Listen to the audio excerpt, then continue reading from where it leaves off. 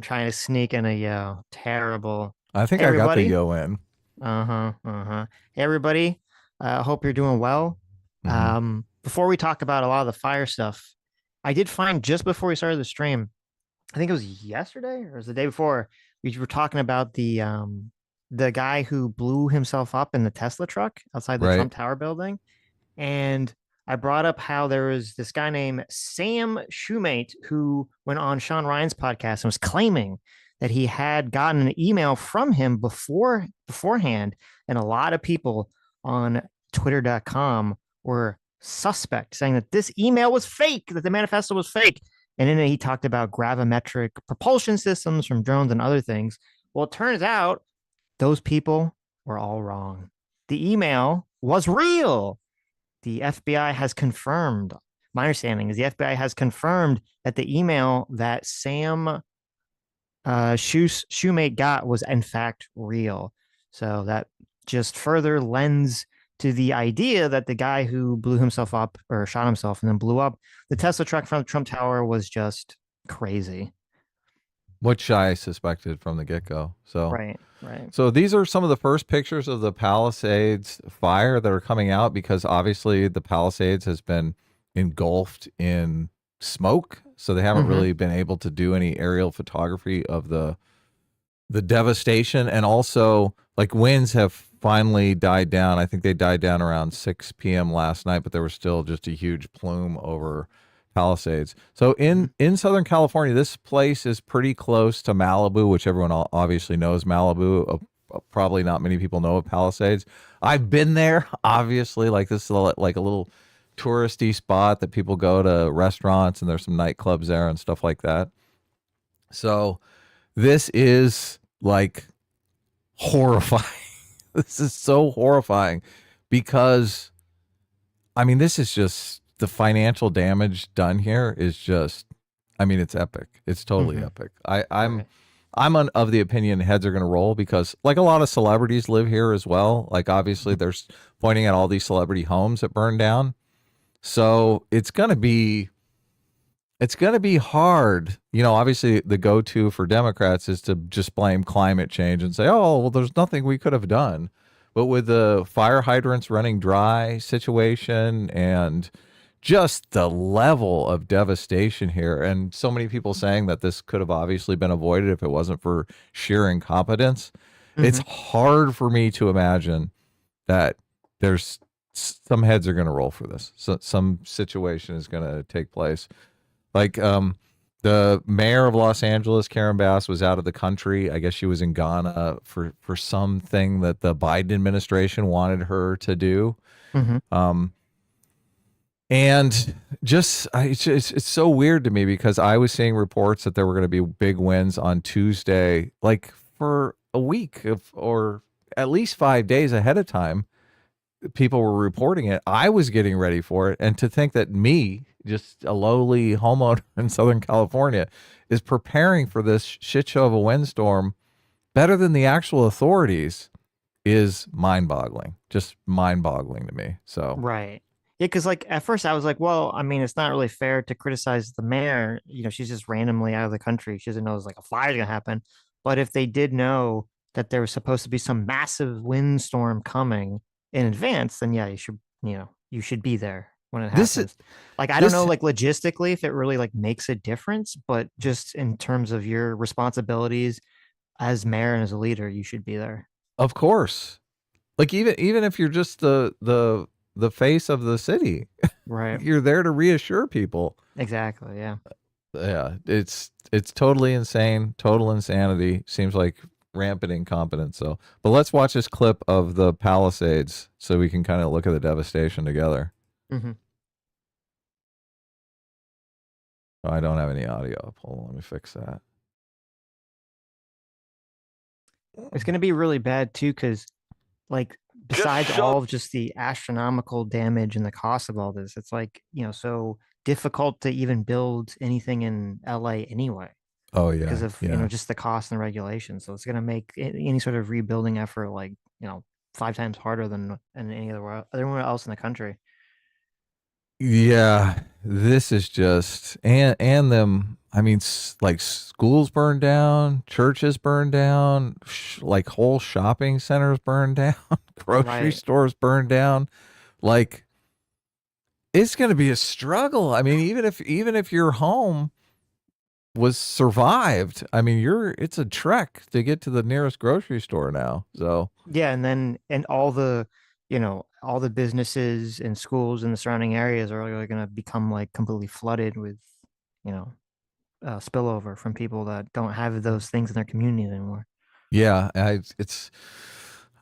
I don't know what the dollar figure is going to be. It's hard for me to imagine it's going to be under $1 billion. Like it just seems I'm sure it's going to the be several level of billion dollars. devastation. Yeah, maybe. Yeah. It's hard to describe the destruction down here. I mean, it's just so devastating. I didn't think this was going to happen. This is like like entire blocks. I know. It looks like Ukraine pictures.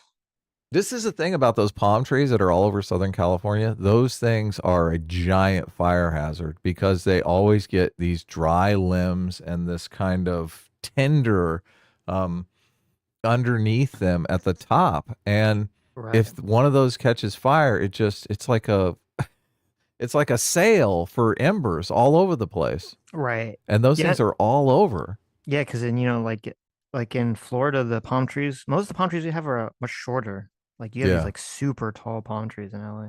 Of course. Yeah. Man, they should have been, there should have been a massive effort to clean up all of that debris because this could have been seen.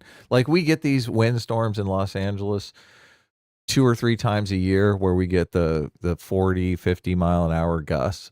Like they had 100-mile-an-hour gusts in this last Tuesday. So, and they haven't had that for 10 years, they said. So, Right. But we came up over the hill, the smoke cleared, and what we're seeing down here is like destruction on a scale that we've never seen anything close to this. Not the 92 earthquake, nothing like this. It pan to the left, that I believe is the village. That looks like the Gelsons. That is lost. And as so the Gelsons is a supermarket. we open up on the bottom of your screen, every single home for the most part is lost. Thousands. Look at that. Look at that. Look at that. I It's know. like a fucking, oh my God, 1, 2, 3, 4, 5, 6, 7, 8, 9, 10. Like that's just 10 city blocks in the middle. Yep. Of homes and extends all the way down to the shoreline. It's absolutely devastating.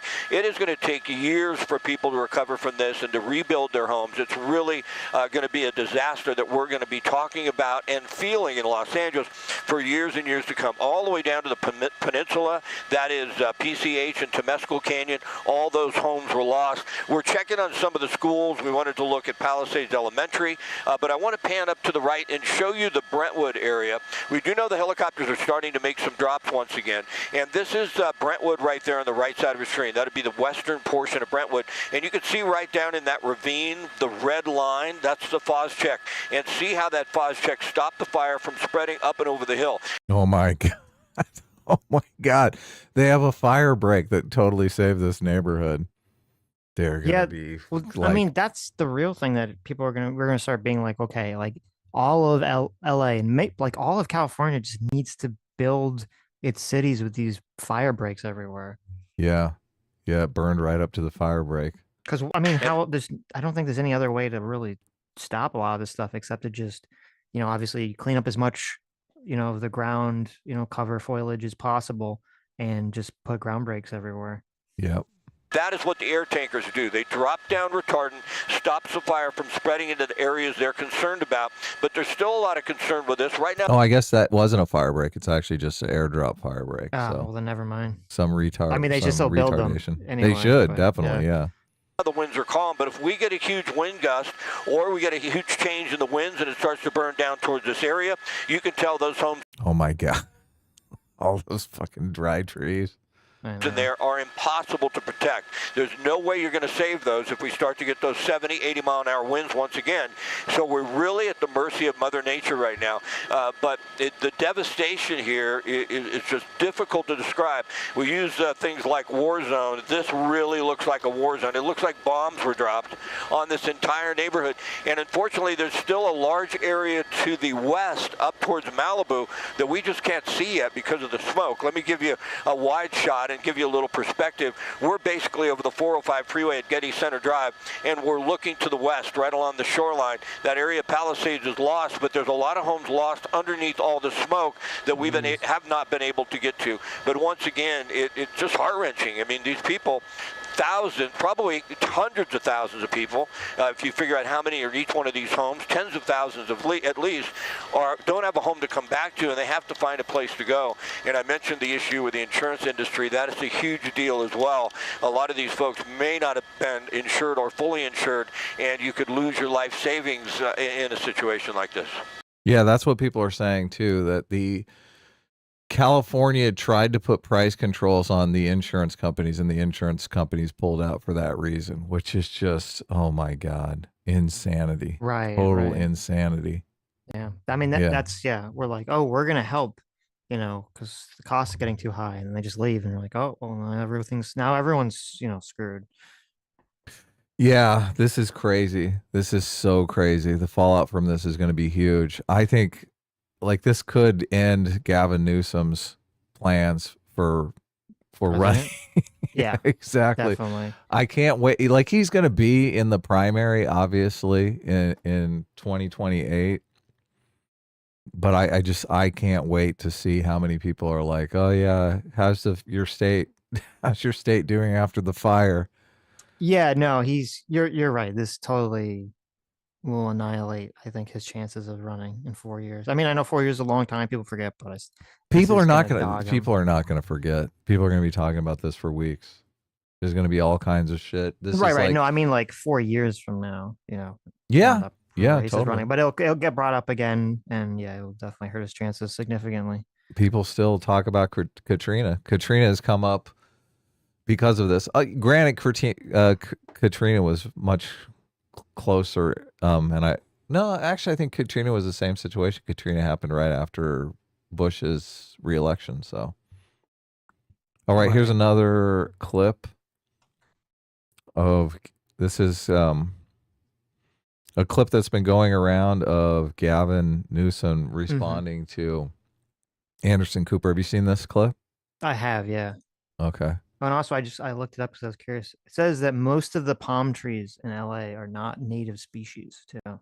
Oh. So that makes them probably like as a worse fire hazard, because usually if you have an area that gets a lot of fires, the trees around the area are going to have some kind of fire resistance. Yeah. Or they're going to have some kind of way of dealing with it, but not if they're just imported from some other place. Palm trees are dead from the top down. So the tree basically just is a huge straw, and the only living part of the palm tree is the top of the tree. So they just collect firewood up there at the top if you don't prune them constantly. Yeah, so, if you don't get rid of, when you say dead, like I don't know, you mean like they have all the brown fronds that like will dry out and then they'll fall off, they'll just hang up there. Those are dead. Yes, those are definitely dead. But like the root system of a palm tree is not living. Like if you cut a palm tree off at the ground, nothing will grow. I know you've experienced cutting off some trees. If you cut them off, like some new shoots will come out, right? The root system is still alive and the tree will try to survive. You can't do that with palm trees. Yeah. Right. You're right. Yeah. You're right. Because that's why like they can transport palm trees by just moving the whole trees, because it's the top part that's alive. Yeah, that's exactly. Alive, yeah, totally dangerous. These palm trees are like, I don't know, like 100 feet tall, 200 feet tall. I mean, they're gigantic. Yeah.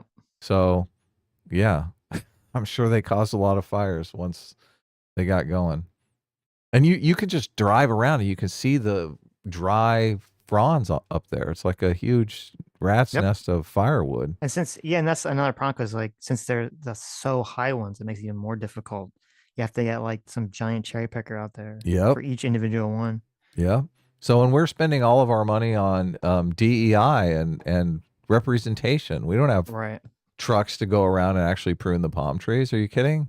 Mm-hmm. Oh my God. Though there was that clip, I don't know, maybe we'll watch it. There was that clip from Joe Rogan that was like 6 months ago, and he was saying that some fireman was telling him that like there was nothing anyone could do if like the right conditions happened, that like LA is just going to burn to the ground essentially. Because of palm trees? just because of the I don't think wind. I've seen this clip. Oh, okay, I'll find it. He's talking about just because of the wind and like the layout of the city. But there is also the clip that's going around of Trump where everyone's calling Trump the soothsayer on Joe Rogan, and I was thinking this is the importance of going on shows like Joe Rogan where Trump is going to sit and talk for 3 hours, because there's no way that clip would be out there if he hadn't have done Joe Rogan, right? Because it just came out in natural conversation over 3 hours. And that clip is just going, everyone is like, oh my God, Trump totally called it. And Newsom is going to pay for this. Well, it's interesting because because I looked into, like, obviously Trump and Joe Rogan were correct. They were talking about like getting rid of the dead trees and the dead brush and all that stuff. That's all 100% true. Yeah. But I looked into the fish thing. That, he kept bringing up the smelt fish thing, the smelt. Yeah. Yeah. So even though it's true that the smelt fish thing did cause some controversy where water was being diverted in certain areas of California, that's in like central California. It doesn't have anything to do with LA. LA doesn't get any of its water related to that at all. Right. You drive all up and down central California, and there are signs on the road from the farmers that are like, fire Newsom, Newsom, dried up this entire valley. Newsom dumped our water. It's like all kinds of stuff like that. So, but it is a Northern California phenomenon. You drive up the 5 and you can see it all in Northern California. Yeah, I mean, that's the big thing, that there's always this huge fight between farmers and residents in the city about, who gets the water. Right. Yeah. So the smelt thing is not necessarily fully to blame. Well, the smelt thing has nothing to do with LA because they don't get their water from where that smelt thing was. Like if there was fires wherever the area is, then yeah, maybe. Mm-hmm. Yeah.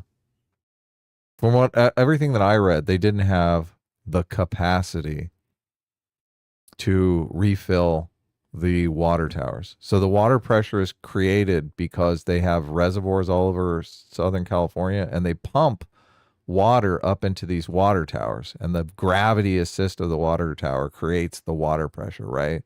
But when the tank runs dry, there ain't no water pressure. When it's down to 1/10 of the tank, you're losing a lot of water pressure because there's not as much water up there. Right. So they have these huge pumps to pump water back up there, but I guess the pumps did not have the capacity to refill the tanks quick enough, which I'm just thinking, like, you don't have a spare pump in case you need like extra load. So there's a clip I watched a smaller version on Twitter. Maybe I'll watch a longer version. Here's like 3 minutes. It's the person in charge of, I guess, water and power, like explaining supposedly why the pressure was failing in the hydrants. Right. So maybe we'll watch that. What's the latest? Well, 5 dead, likely more. Just complete and utter devastation. I've been in a lot of these fires, a lot, going back to Paradise. Yeah, standing in front of a fucking burning house. Yeah, this is like the worst optics ever. Holy shit. As like no firefighter is trying to save that home. This just screams, let it fucking burn. Yeah. Here, Anderson, let's just have our... Oh my God. I know. This guy's a fucking idiot. This approximates Paradise. It's not a... Look, he's got his hands in his pockets. Man, I would be with... I guess there is no water over there, so... You want him to be personally holding like a fire? That'd be I would... ridiculous. I would be like, shut that fucking camera off. Numeric, just a feeling, sense of loss, place, belonging. Still no containment. No, we're at zero containment. The winds have been a little bit more... Even Anderson Cooper chimes in, like, don't filibuster with me, fucker. What's going on with the containment? I'm not asking you about your life story. I'm not asking you how you feel about this. Favorable as you've seen in the last few hours. So we've got the helicopters back up. We've got some fixed wing aircraft out on the coasts. It's a little different. It's pretty intense. We have 23 aerial assets just at the Palisades, but a lot of them are not operational because of those winds. So it's a combination of challenges. That said, we've depleted all our resources. Northern California, we'd already pre-positioned on Sunday hundreds of personnel, special units, water tenders, dozers, engines, helicopters, and it wasn't enough. And now we're getting the mutual aid system, the EMAC system. Governors from all across the country are calling. Oregon sending a few dozen engines, and in Arizona, Utah. We're just grateful for all the support. A lot of these firefighters I was talking to on the street, they've been working, 26, 27 hours. Are they that's just going to continue? I mean, there's enough folks here. Yeah, I mean, we got a few thousand people working on this, and luckily we were fully staffed. The U.S. Forest Service is staffed up traditionally at this time of year. Remember, we're in January. It's supposed to be wet this time of year. It's supposed to be wet. I mean, so this is anomalous. I remember Paradise happened in November. I mean, so there's no fire season in California. It's year round, but to have this level, the acuity of fires is without precedent. These winds are without precedent, and the challenge is these winds are going to continue on and off, a little bit less intense. Last night, you got 80, 90-mile-an-hour winds. These guys were just up there to try to mitigate the embers going 2 miles and getting just to go a quarter of a mile to try to save some. What is the situation with the water? Obviously, in Palisades, it ran out last night in the hydrants. I was talking to the firefighter on this block. They left because there was no water in the hydrant here. The local folks are trying to figure that out. I mean, just when you have a system that's not dissimilar to what we've seen in other extraordinarily large-scale fires, whether it be pipe, electricity, or whether it just be the complete overwhelm of the system. I mean, those hydrants are typical for 2 or 3 fires, maybe 1 fire. You have something at this scale, but again, that's going to be determined by the local authorities. Were saying part of it is the gravity, that it's these giant tanks on top of the mountains, which... Yeah, well, they're going down. We were just with the team. They're getting the tenders down to Pasadena, filling things back up, coming back up. So it's just Are aerial assets now able to fly? Yeah, they've been the last few hours, particularly helicopters, fixed wings. Yeah, the woman who was talking about the fire hydrant, she was claiming that they have enough water. They have physically enough water. They just don't, you just have to keep getting the water back up at the top. To the tank, yeah. To the tank so that it will keep the pressure up, which to me, that seems like just a massive design failure. If you have a system where, okay, if there's a normal fire, then they work fine. But if you have some giant city fire, which shouldn't be outside the realms of possibility in California, because I mean, it was only a few years ago that there was all these large fires everywhere, that you need to design a system that doesn't, that can facilitate working in these sort of emergency conditions. Of course, you need backups, you need redundancies. Some of these tanks, I think, only have 1 pump that pumps water in. So it takes like 5 hours to fill the fucking tank. Right. They need to be able to fill that tank in 30 minutes, 15 minutes. Right? Or you get like 7 or 8 pumps running at once. Or just devise a system where you don't need to just use gravity. You have something that just pushes it down, Well, they like a motor at the top or something. In some areas, they try to build reservoirs up where they can actually store the water up high, and it comes down through some pipes and stuff like that. So the actual storage of but this is just major design flaw. And that's going to come out. People are going to talk about it. People are going to talk about the fucking stupidity of this, especially with everyone running around doing all the DEI stuff. Hopefully, they target that stuff. Yeah. They're saying Karen Bass cut the fire budget by $17 million. But the DEI budget was untouched. Wait, how much? $17 million. How do we know how much the DEI budget was? I don't know. No. Let's see. Up a little bit earlier, but out on the coast, it's been a little more stubborn because those winds are swirling. The challenge is, you can see that they can fly. It's not a question of turbulence or anything else. It's just the mitigation's flying all over the place, so it doesn't have any benefit necessarily. So we've got National Guard. Oh my God! Oh my fucking God! Oh my God! Oh man, this clip is going to be run again and again and again in the primary. Gavin Newsom's he's standing there. Watch this, and the fucking roof on the house collapses behind him. It's not a question of turbulence or anything else. It's just the mitigation's flying all over the place, so it doesn't have any benefit necessarily. So we've got National Guard. That's a metaphor. That's the metaphor for fucking Gavin Newsom's entire governorship right there. The fucking California roof collapsing in, as he's just sitting here bullshitting about how much, oh yeah, we have all the assets. Everything's perfect. Working the rattlesnake teams out there on the line. We're also trying to bring them in to supplement some of the law enforcement efforts as well. It's all hands on deck across the spectrum. The biggest thing, though, Anderson, that happened today, sincerely, and you can appreciate it in a community like this, to get that direct individual assistance with the major disaster declaration within 36 hours of this incident from the president was a game changer for this community, for small businesses, et cetera. So not that we're thinking about the next phase. Oh my God. Fucking slapping Joe Biden on the back. Oh my God, Joe Biden did such a good job. Yeah. The entire state is incompetent, but thank God Joe Biden came in and said, oh, we'll help. Mm-hmm.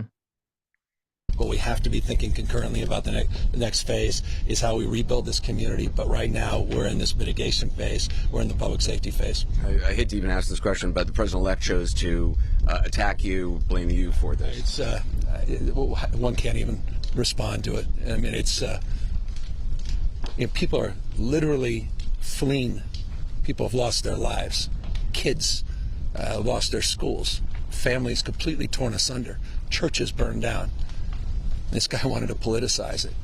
I have a lot of thoughts, and I know what I want to say. I won't. I stood next to a president of the United States of America today, and I was proud to be with Joe Biden. And he had the backs of every single person in this community. He didn't play politics, didn't try to divide any of us. Finally, your message to the folks here, to this community. I mean, we have their backs, and we're going to be back. And this is this trying to divide the community? I feel like the community is pretty united in the fact that management was incompetent. It's difficult to say, because on one hand, whenever there's a disaster situation, for any reason, you're like, okay, generally the attitude is, let's, put politics aside, let's put our differences aside, and we'll work together to fix it. And then once the situation is resolved, then you start pointing out all the fingers and, attacking everybody, right, to figure out what the problem was. Like, that's sort of the way. But then on the other hand, it's like, okay, like with this, I feel like it kind of depends. Like, if it's true, if it's true that it was Newsom's fault and these other people's fault, then it feels more appropriate to point fingers at them while it's happening. Yeah. So yeah, I agree. That's kind of the issue. I think we're in the who's responsible for this. I don't think you can help but be in the who's responsible for this.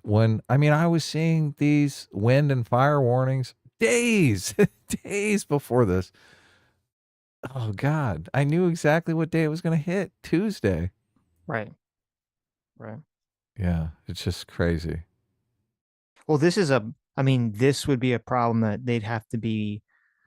A lot of these things, like, cleaning up all the branches and all that stuff, that would take, months. That's something that they have to be just working on constantly, constantly. Yes, right. Because that's not something they can do in a couple of days. And then, they have to completely revamp the infrastructure of these, these pumps, these are all things that, like, the mayor should have been working on from the beginning. Yeah. Yeah, but they're not. They're totally not. Right. Yeah. Going to be a long recovery process. But look, this is where the Joe Rogan clip comes in with Trump, because Trump, that was like what, months ago? That was and he's talking about it. Yeah.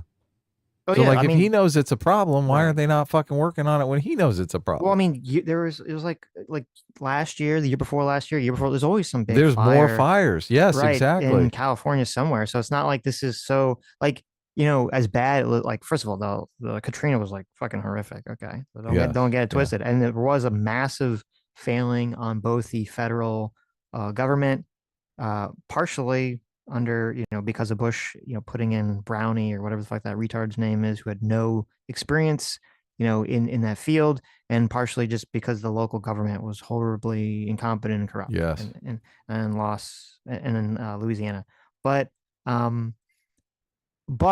there is some level of like, okay, that, like, there was this insane hurricane with insane amount of rainfall that people didn't really expect. I feel like this is kind of more like, okay, everyone really saw this coming. Yes. You just get these fires every year. Like, yeah. Yeah. Now, I mean, like that is the biggest problem. It was right, totally like predictable. the strength of the wind, like you get like the strength of the wind might have been unprecedented, but still, like you still get these fires pretty consistently. Yeah.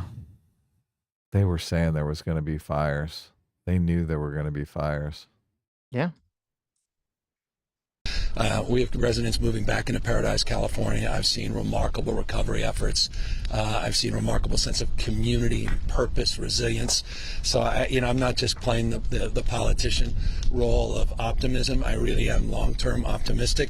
But the devastation to hear people wailing and crying, concerned about their pet, their family, they're just bewildered about what they're experiencing. And again, not just experience. I was not talking past tense. This is happening in real time. 0% containment.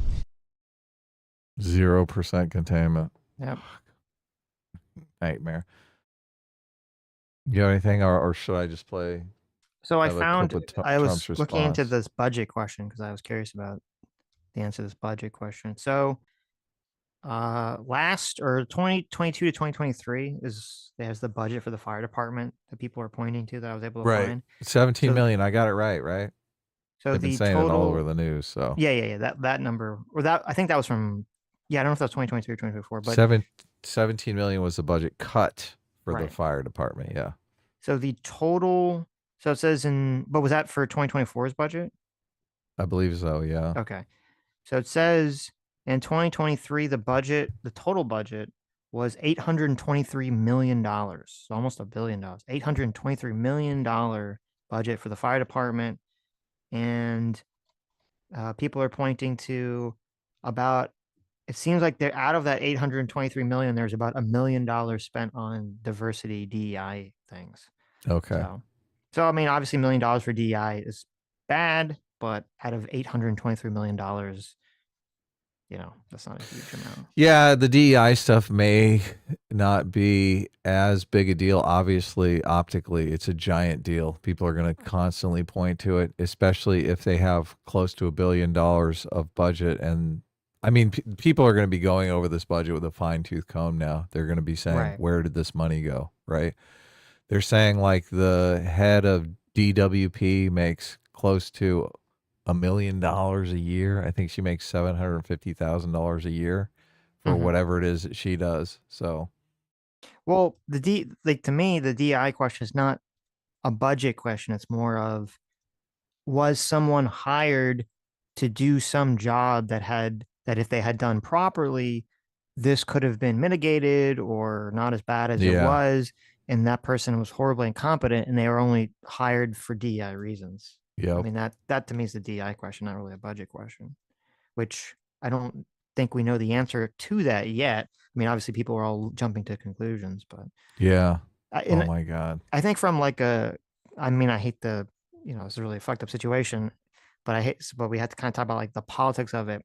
From like the politics perspective, I do think it looks really shitty and self-defeating for people to just be like, oh, here's a brown person that's like running the fire department, or a brown person who's in charge of water in LA. So DI hire. And it's like, okay, that just makes you guys look really racist. Look, I totally stupid. agree. I totally agree. You have to dig in and actually know Right. the person. But I mean, in the Karen Bass situation, there's this clip going around where she, obviously in the script, they put URL, like they were going to put a URL together to where people could go to find out where the available resources were, but they never put that URL together or put it in the script. So Karen Bass just basically did a press conference saying, if you need help, go to URL.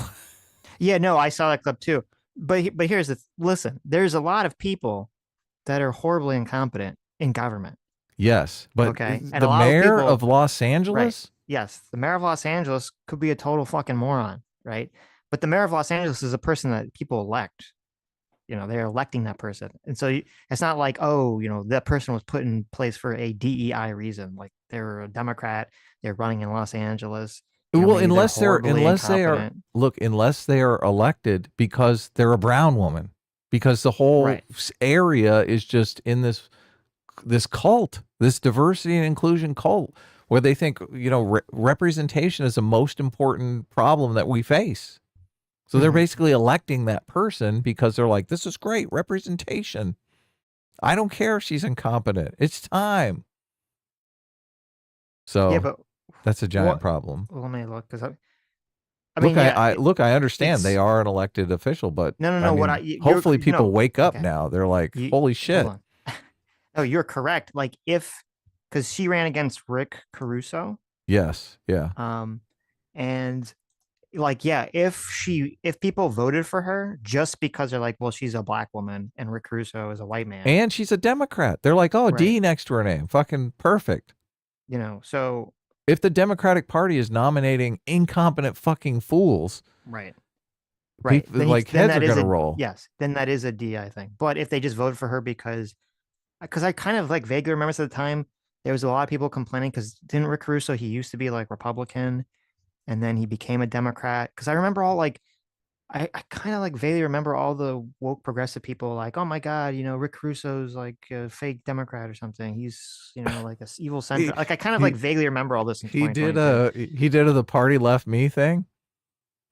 Yeah, but like he joined the Democrats, so which I mean you have to do to win the race, I guess, in Los Angeles. So yeah, they do this situation where the top two primary getters are the people who are running off, so you could literally have two Democrats running against one another. Right. Yeah. And I mean, it was a close race, so it's not going to be close next time. Right. But anyway, like... what I'm saying is 1000% true. It's just, it looks really stupid optically for people to be like, here's a brown person, DI. It completely undermines your argument to, I think, the entire country. Yeah, like if you're going to jump to that. I mean, it's the same situation with the movies where we're just in an environment where you're suspect. This is the reason to get rid of all this DEI shit, so people don't look at a brown person and think fucking exactly. It sucks. And look, and if you're a black American and you're in this situation where you're up in front of the cameras after this horrific nightmare of incompetence, like people are going to think that, and that fucking sucks. It does. That sucks for the guy who is competent, right? And it's been screaming about this shit show for years now. Now you're in the crosshairs just because you're black? No, that's fucked up. That's totally fucked up. No, yeah. Good point. But this is why all this shit has to end. And I blame people like Gavin Newsom. I blame all of these people who are like, God, we need to get fucking all the right genders and races and the perfect mishmash in order for us to save society from who knows what. Mm-hmm. They think racism and sexism is the biggest problem in the entire world. No, the biggest problem is you got a bunch of fucking dry firewood around people's homes in the Palisades. That's the problem. Well, the biggest problem with any sort of government, any sort of large organization is and will always be competency. And that's why you have to always be merit-based. Yes, totally. Which they don't seem to understand at all. No. Yeah, look, I hope this level of catastrophe makes people because I agree totally with what you said earlier about she's an elected official, right? I hope this rattles enough people in Southern California say, oh shit, that could be my home. My home could be next. Look, my home is not safe. This could have happened here. We experienced the 100-mile-an-hour winds. There's a bunch of old homes around here that probably have not great electrical. An electrical fire breaks out in anybody's neighborhood, and like everyone's home is going to go down. Yep. It's going to go down. And if you don't have the resources, if you don't have water in the fire hydrants and fire trucks to fight those things, you know, one structure fire is going to become 100 structure fires. Mm-hmm. It's ridiculous. It's totally ridiculous. So people need to stop saying, oh my God, this is a milestone in human history. We've got the first LGBT mayor in the world. Oh my God, let's pat ourselves on the back. Right. And they need to start thinking about competency. Yes, return to competency. Yep. So, and this is the exact kind of situation that is going to wake people up. Wake people up. We hope.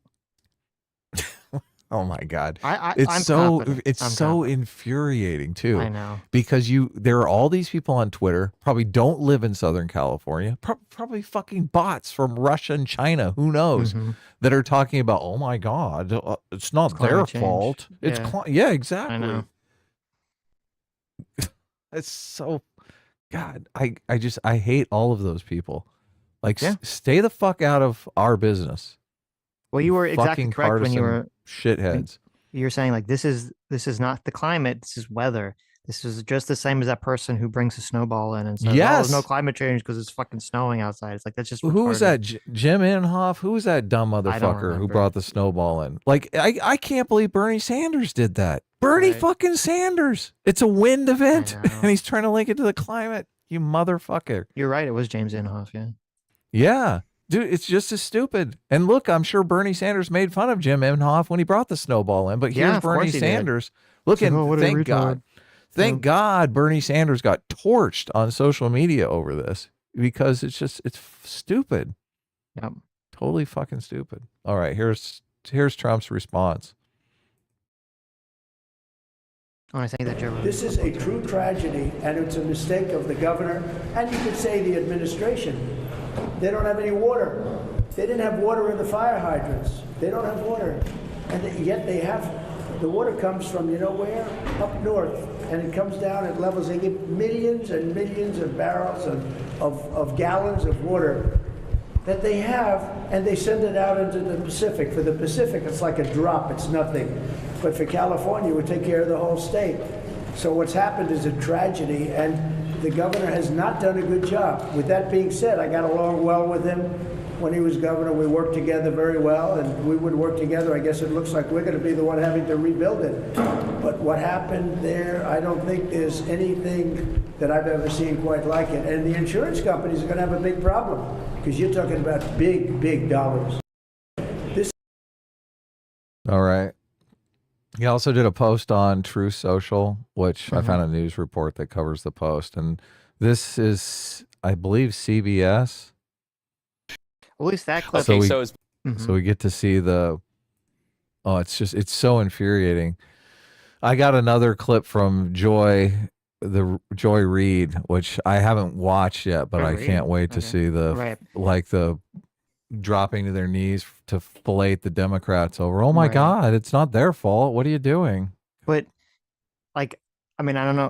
That was just like a small snippet of Trump's statements. I don't know what his whole statement was, but I don't think that statement, I think that was kind of a bad statement because, again, if the issue is not having water, it's the water pressure, then just saying, well, you're going to have more water, that doesn't really help at all. We have a California aqueduct, though, that runs the entire state of California. So if any water in Northern California comes to Southern California, so they could potentially use that water to fill reservoirs in Southern California or create reservoirs. There's a clip going around about Gavin Newsom talking about tearing down some dam. So, I mean, they could get that water from Northern California to Southern California through the California aqueduct and just have it, use it. If he's talking about tearing down a dam, that should imply that they do need the water. It's not just a water pressure issue, that they just literally need more water. And that means Trump would be more correct. Yeah, I don't know the situation because I was under the impression all of the aqueducts in Southern California were full because of the massive amounts of rain. So whether or not they have to build more, well, it's not aqueducts, it's reservoirs. If they have to build more reservoirs, look, I think when they all is said and done, they're just going to say, we need to fill those tanks in 30 minutes. Like that just needs to be some new code is going to come out saying, you can't have a situation where the tank fills in 5 hours. You're just losing home. Well, that's what I'm saying. Yeah, because if the issue is not water or having water, the issue is you just can't fill the stupid tank up fast enough. Yeah, and all the water in the world doesn't help you. You just got to fix this, the technology. Yeah. Did he talk about the dam removal? Is this something he said recently, or is this something he said like a while ago? I saw a clip on it from a while ago. Oh, okay, because I think I found an article in October that he talked about getting rid of a dam, but it wasn't for anything fire related. It was to give, to make it better for fish or something. So yeah, totally. Anything to do with with this. It's all environmentalism, obviously. So Right. here's CBS.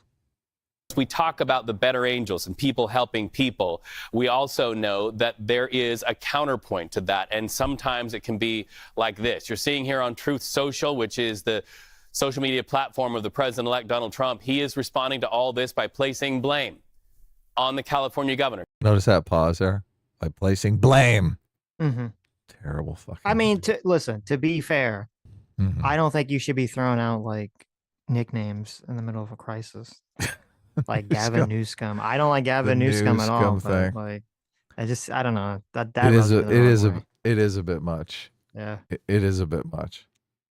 But I gotta, as someone who fucking hates Gavin Newsom right now, that Newsom just rings true with me. It does. Look, I can't help. We just watch Newsom, fucking standing in front of somebody's home. Like, I can't help but think about the family who owns that fucking home, right? Yep. Did they have insurance? Did they get their pets out in time? How many, like, they had to get in a car with a fucking suitcase of their most prized possessions, probably had to get out of their car and walk, and their car got bulldozed. Right. Gavin Newsom, fuck you. Fuck you. Gavin Newsom for not signing a water restoration declaration. So he says this. Now the ultimate price is being paid. He says he will demand that this incompetent governor, and these are the words of President-elect Donald Trump, allow beautiful, clean, fresh water to flow into California. He is to blame for this, close quote. So with that, let's bring in CBS News political correspondent Caitlin Huey-Burns, who is... So you want to say anything more about the statement besides the Newsom stuff? No, I mean, it's kind of what we already said, you know. Yeah. Yeah, I don't know how much water... I don't know how much water was diverted. And obviously this is an unfolding crisis, so the information could be... Information is going to come out. A lot of information. Even when information comes out, it's all going to just be... Everything is going to be spun through the political filter, so it's going to be like a fucking chore to tear through it all to figure out what is actually correct. Of course, yeah. Live in West Palm Beach, Florida. Has the president-elect also had anything to say about the people who are on the run right now by the thousands in Southern California who probably don't care about politics right now, who just want to know how to get out safely and with their... Oh my God, this... I just, the biasness of the media is just insane to me. This is like so just... He literally, look, if you don't want to make it political, you don't have to bring up Trump's fucking tweet. Like, you're the one doing, like, it drives me crazy. I mean, you can't ignore it. Yeah, but they could report it neutrally. Like, he is literally doing the same exact thing that he's accusing Donald Trump of. He's politicizing it. He's saying, look, oh my God, a politician is politicizing this. I'm just an innocent news media guy here politicizing this. It's not your fucking job to politicize it. It's your job to report the fucking news. Well, I'm curious. I want to go back and look at the reaction to Katrina to see like when Katrina. Oh my God, it's got to be night and day. Well, I don't know because I'm curious to see if when Katrina first like happened and like New Orleans was like flooded and all this disasters going on, like people like hardcore blame Bush afterwards. I don't remember if like while it was happening, people were like, "Oh my God, George Bush fucking sucks." They did. They said, remember they showed him flying over, looking out the window. They're like, "Look at him. He didn't even land." No, it wasn't him. Wasn't it his mom? No, I think George Bush flew over and they were like, "Look, he's just looking out the plane window and then flying off to Washington, D.C." They totally tarred and feathered Bush over this shit. It's got to be night and day. Oh my God, that would be such an amazing like juxtaposition of the Katrina just going after Bush and then this. Yeah. Oh my God, why are we politicizing this? This could have happened to anyone. Right. Because I'll say if they were all hitting Bush hardcore on this, then I'll say, okay, well, that's fair game then. Because it's just the way people react to these situations. They do blame. He's carrying water for Gavin Newsom right now. That's exactly what he's doing. He's saying, look, isn't it wrong for Trump to be politicizing this? He's acting like, oh, in the time of the crisis, no one should be politicizing it, which I agree with in theory. I just don't know if that's the consistent way in which politicians in the news have acted. Right.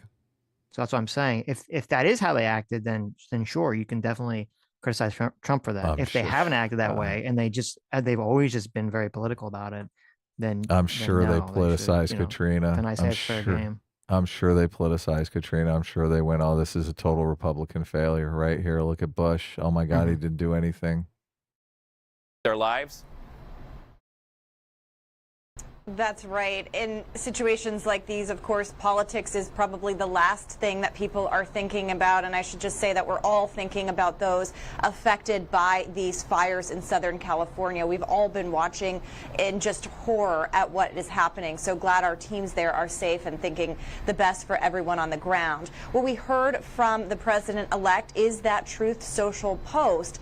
And in it, it kind of refers to this long-standing feud that Trump has had with Gavin Newsom, the governor of California. They obviously have shared a lot of bitter words back and forth in terms of politics, but this goes to a very specific water-related policy that Trump has been railing against Newsom for, and did so several times over the campaign, on the campaign trail. I was with him in Los Angeles a few months ago when he went after Newsom, essentially Newsom signing an order kind of related to an environmental order affecting water flows from north to south. Trump said when he was president, he signed a executive order opening up some of those flows. So they have gone back and forth over this. But also on the campaign trail, Donald Trump threatened to withhold federal funds for the state of California if Newsom didn't reverse course, essentially, on that water policy. So this has been a long-standing issue that the former president-elect now, has had with the governor. But this comes, of course, as California, Southern California, is reeling from these fires and trying to figure out how to actually put them out. So, of course, politics is the last thing these people are thinking about, and usually in times of crisis. Oh my God, I fucking can't take it. So it sounds like Trump was trying to use federal funding as leverage to get Newsom to reverse the water policy. I guess we will find out ultimately who was right on that water policy. And it looks like Trump might have actually been correct. So Politicians aren't pointing fingers. They are trying to figure out solutions for the people on the ground. But we have seen that's so fucking bullshit. That's such bullshit. Usually politicians are completely good. They don't do any of this stuff during the tragedy. Bull fucking shit. Look at it. This is just, it's so ironic because this is politicizing it. You're literally saying, oh, look, bad Trump. He's politicizing this. That is politicizing it. Seen this over the course of Look, is Trump pointing out the wrong water policy and placing blame on Gavin Newsom politicizing it? What do you mean? I mean, that's just a factual statement. He's basically saying, look, this water policy caused this disaster. If it's true that it's not an issue of water, having water, it's an issue of water pressure, then Trump would be incorrect. I guess we have to look at how they're defining politicizing it. Well, politicizing it, they just mean playing the blame game. As I said, just in the middle of the crisis, playing the blame game, as opposed to waiting till the situation's resolved. I think we're way past. So, I mean, I guess it's 2005, so internet stories were not as easy to find back then. I did find there was that picture you're talking about where George W. Bush is like flying over Katrina, looking out the window, and he did have them take a picture of him doing it, and that they said that kind of totally backfired because obviously people were not happy about that. It made him look like some like elite person flying over like the disaster, looking down upon it. People didn't respond to that because that's the way the media spun it. Imagine if the media spun it, oh look, he completely cares about the city and he's there for them. Like whatever narrative the media plans. I'm trying to find like an actual contemporaneous article about it that talks about it, because a lot of it's just, even if I do like the correct date, I'm not really seeing a lot of. Look stuff up the about Kanye clip where Kanye says George Bush hates I know. black people. That was, That's yeah, from that was- Katrina. I know. I remember that.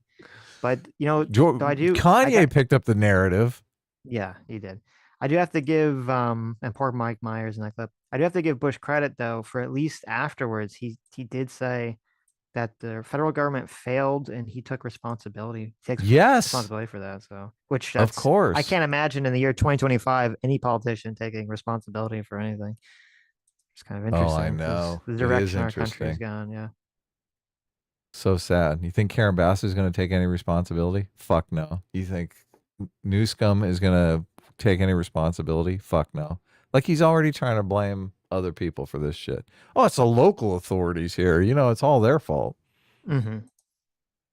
He's probably in bed with all those local authorities. Of Trump's presidency, and nothing, at least according to that social media post, is likely to change in terms of the way in which he doesn't leave politics to the side and injects it even in times of crisis. Yes, they're sending a very clear political message here. Trump is bad because he's pointing out who's to blame in the middle of the crisis, which is obviously a big no-no that nobody ever does unless it's a Republican. So far, we are not aware of any official response from California Governor Gavin Newsom. But Caitlin Huey-Burns, thank you so much for adding that to the conversation. It is also a picture of these United States and the man who has been elected to be sworn in as our next leader. Thank you so much for working with me here at CBS, politicizing this catastrophe so that we can all virtue signal about how bad Donald Trump is. Mm-hmm. Yes. Thank you.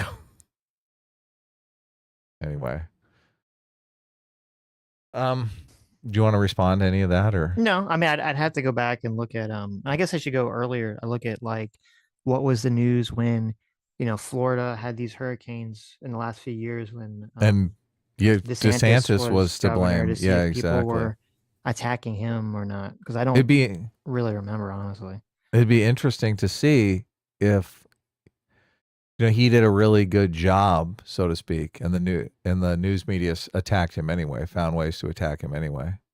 Yeah, well, I guess part of the issue too is that, like, when a hurricane comes, I mean that everyone knows it's coming, and at least the ones in Florida, I mean, it's like, what is the government supposed to do except to say, okay, you should evacuate, like make sure there's like gas on the evacuation routes, make sure people can get out of the areas. And make sure the building codes are up to snuff. I mean, I don't know what else they're supposed to do beyond that. Where the fire thing is a little different because the fire thing, at least the way people perceive it, is that there's like, it's preventable. Like people don't really look at hurricanes as like a preventable thing. Right. Yeah. And so, of course. there's going to be kind of like a different reaction, I guess, to these wide scale disasters.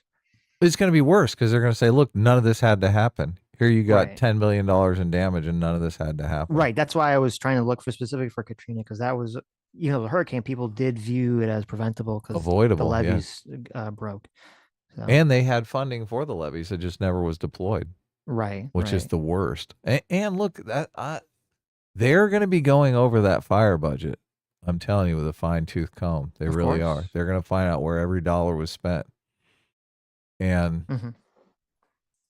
so many of these NGOs run Southern California. It's just like, I can't imagine the waste, fraud, and abuse in that budget, in that giant budget. Oh, I'm sure. Yeah. So I also have didn't have time to pre-watch this, but I was curious what Joy Reid had to say about this. So let's see if she says anything of value or it's just like terrible. Joining me now is Jacob Soboroff, NBC News political and national correspondent, who's on the ground in Pacific Palisades. And please just give us a sense of what is happening. And is there anything left at this point of Pacific Palisades, Jacob? Okay, so she's doing a great job here to begin with, not politicizing anything at all, right? Okay. I'm sure that'll continue. Right. Let's see. Oh, Joy, it's, and I'm sorry to be so emotional about it, but the truth is this is the community that I grew up in and I was born and raised in. And the answer is no, not really. This is a really, really amazing, special place. 23,000 people live here. And I, until I was 18 years old, grew up in this neighborhood. This is the Methodist church in town, and it just seems like building after building continues to go up, Joy. And what I want to say about it is the set of circumstances that are so unprecedented that I don't think any of us could have ever possibly imagined that this would happen here.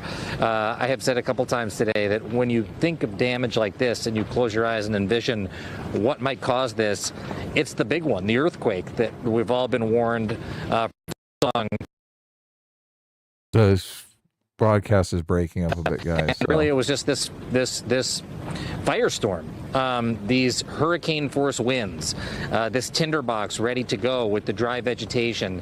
And for so many people here, and so many people who rely on the way of life here, you're hearing another one of these emergency alerts right now, sorry, Joy, about evacuations.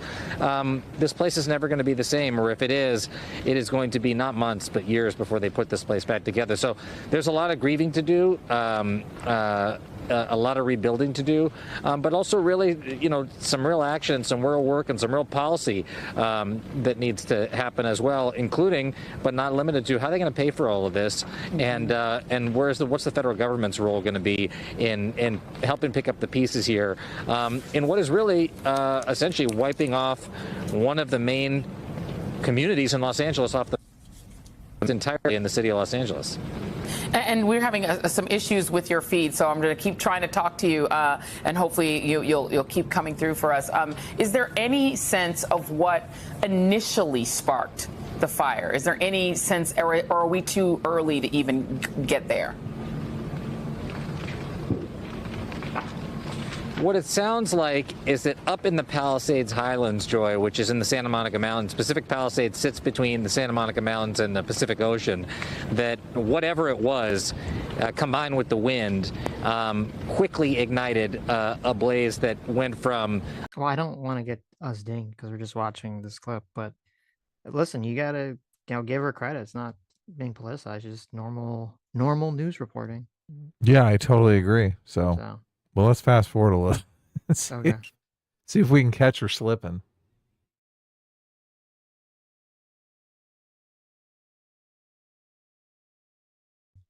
Watch you have to grieve for your hometown live on air. You've been doing it all day and doing a... Also, I noticed like 23,000 people. Los Angeles obviously has a home shortage, a housing shortage. So I mean, this is gonna. Yeah, I know this is just gonna exacerbate it completely. So yep. Ouch. Well, maybe like the only good thing that will come out of this is maybe the demand for house rebuilding efforts will be so strong they'll basically have to strip out the regulation, onerous regulation. Yeah, totally. Yeah. Incredible job. We so appreciate you. We're so sorry for what's happened, and thank you for sharing that with us, Jacob. Thanks, be well Joy. and be safe. Okay. Joining me now is Senator Adam Schiff of California. I don't even know what else to say. It's your favorite person on the Shifty Shift. Look at this. Trump's favorite person. Yeah, Shifty Shift. Shifty Shift. Yeah. Let's see. Other than, I'm so sorry. California is such a wonderful place. My sister lives in Los Angeles. My son lives in California. I just love this state. Talk a little bit about what your constituents are dealing with. Well, I hope your family is okay. They are. Thank you. It's just awful, the devastation and the loss of life and the loss of property. I've been on the phone today with people who lost their homes. One of my staff lost her home. And we don't see the end in sight. I was there yesterday in California and could feel those extraordinary winds that are just whipping up this fire. Even then, I hoped that the situation would be better today, and it's so much worse. Heading back in the morning, we are getting a lot of help, and I thank President Biden for jumping on this so quickly. This must be one of the fastest disaster declarations that I can remember, but it's appropriate. This is, I think, the worst fire disaster that I can recall in the southern half of our state. But we're getting help from other states. We're getting help from other parts of California, and still firefighters are really stretched thin. They're exhausted. I got off the phone All right, I'm going to fast forward a bit here. Let's jump more towards the end. See if there's anything good. Is there any more clips that you want to bring up on this before we move on to the? Also, it looked like Trump and Obama were schmoozing it up at Carter's funeral. Yeah, there's the clip of the person the person talking about the fire hydrants. I think it's that clip. We'll watch it and see. Is it? Can you put it in the watch together, or I have to bring? Yeah, I can put it in the watch together. Okay. Fire area. We're having trouble insuring their homes. Some couldn't get their homes insured. Others, the insurance premiums went up so high they decided not to continue to carry the insurance because they couldn't afford it. Mm-hmm. So they may be left with nothing. And so there are going to be a lot of people who are going to need help. They're going to need help from a Democratic president or a Republican president. I know Senator Padilla and I are determined to do everything we can to make sure they get the resources they need. Governor Newsom, the same. We're committed to all of our constituents, regardless of party. And we hope, we can only hope that your colleagues in the Senate majority feel the same way. We've seen in natural disasters in the past, they don't always do, but we're going to hope that we'll hope better and think better of them until we get information otherwise. Okay.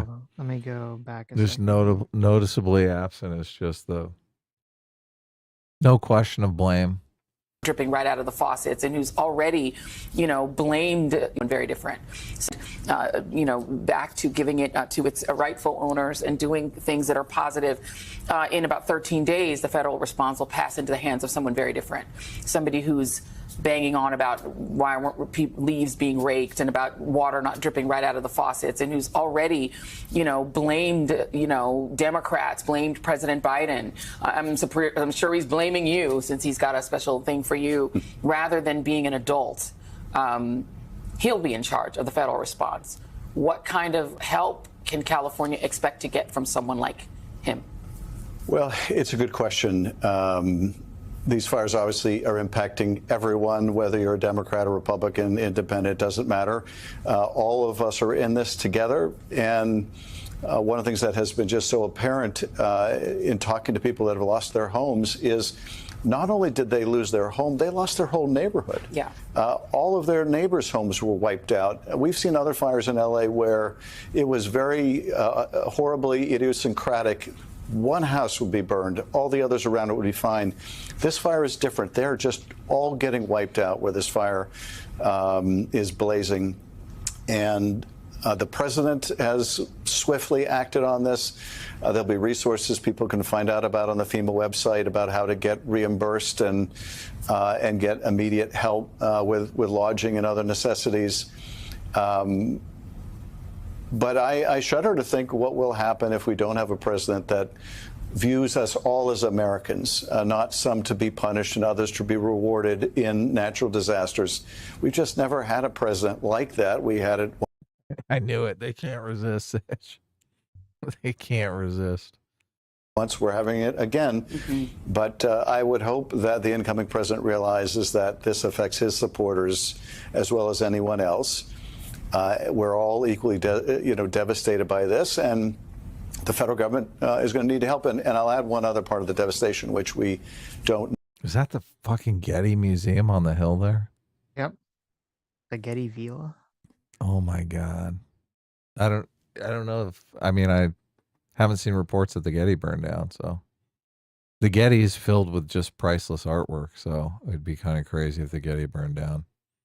That's the name of I think it's the Getty Villa. Yeah, the Getty Museum. Yep. One else. We're all equally, devastated by this, and the federal government is going to need help. And I'll add one other part of the devastation, which we don't know yet. But in talking to the mayor of Pasadena, he was saying that some of the residents, maybe a lot of the residents in the Eaton fire area, were having trouble insuring their homes. Some couldn't get their homes insured. Okay, we already saw this, but thanks for looking at the transcript. I don't think there's anything wrong with his statements at all. Adam Schiff's? Yeah, I think he's handled the situation totally fine. Okay. He said, we're all gonna have to be in this together. Right. I hope the president's on board with that message.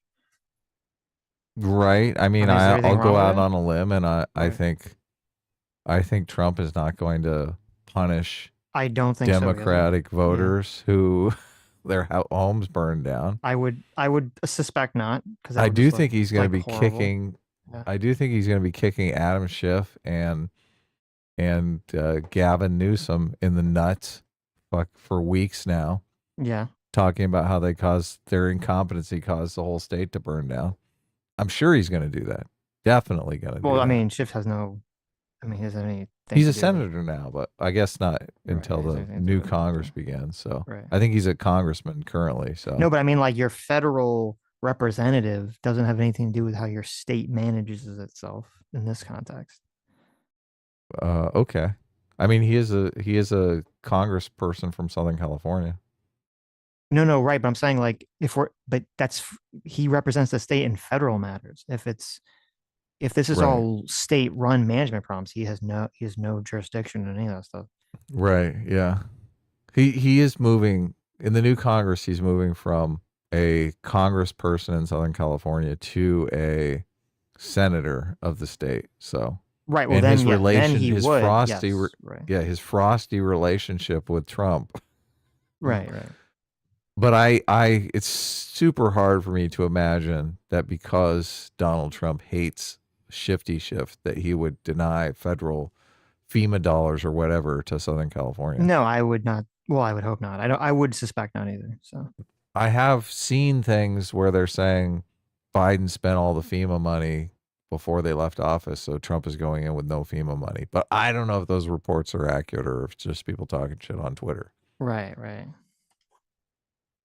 So yeah, unfolding catastrophe. Lots of blame to go around. We'll see. Let's see if we can learn anything from it says LA official press on failure of water hydrant system. So let's see if we can see what they say about this. Oh, nice. It's like an explainer here. Yeah, the DWP was talking about the problems with the water supply, and I was wondering if either the DWP or the fire department has any kind of numbers to talk about, like what is the number. Okay, listen. Mm-hmm. I know that whenever you have these like state things, they always have like the sign language person there. You don't like the sign language person? Right. He's going crazy over there. Why are they like a gay Native American now?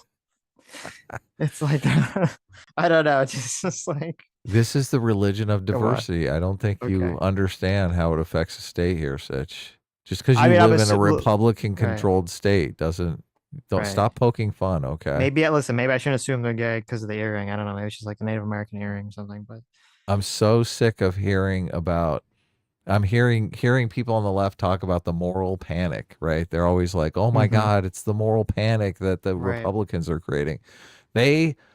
The moral panic that the left suffers from is that there's not going to be enough diversity and inclusion in one of these one shots.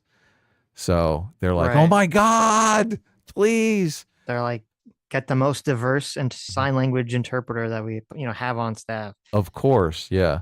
The moral panic that they have is that there's going to be a one shot and everyone in it is going to be a straight white male. They're like, oh my God, fucking catastrophe. Right. Rome is burning. Number of hydrants that could not get water because of these pressure issues, what percentage of the system in Pacific Palisades wasn't getting serviced at that point, and given the type of things you're describing this morning, do you think there needs to be an overhaul of the system given these increasing number of urban fires, and also when does the mayor return? And name and media outlet, please. David Zahnizer with the Los Angeles Times. Thank you. Oh my God, the LA Times is asking this question. Look, heads are going to roll. Fucking heads are going to roll. The LA Times is so left wing. It's amazing. I know, they're very woke, yeah. So that just makes me think heads are going to roll. So this is the woman that makes $750,000 a year that everyone's saying is like the first LGBT head of the DWP. No, that's a different woman, isn't it? No, I think the this head is of her. the fire department. I don't know. I think this is the head of like water management or something. Yes. Yeah. Department of Water. Person. This is Department of Water and Power head. Yeah, DWP. Oh, okay. Yeah.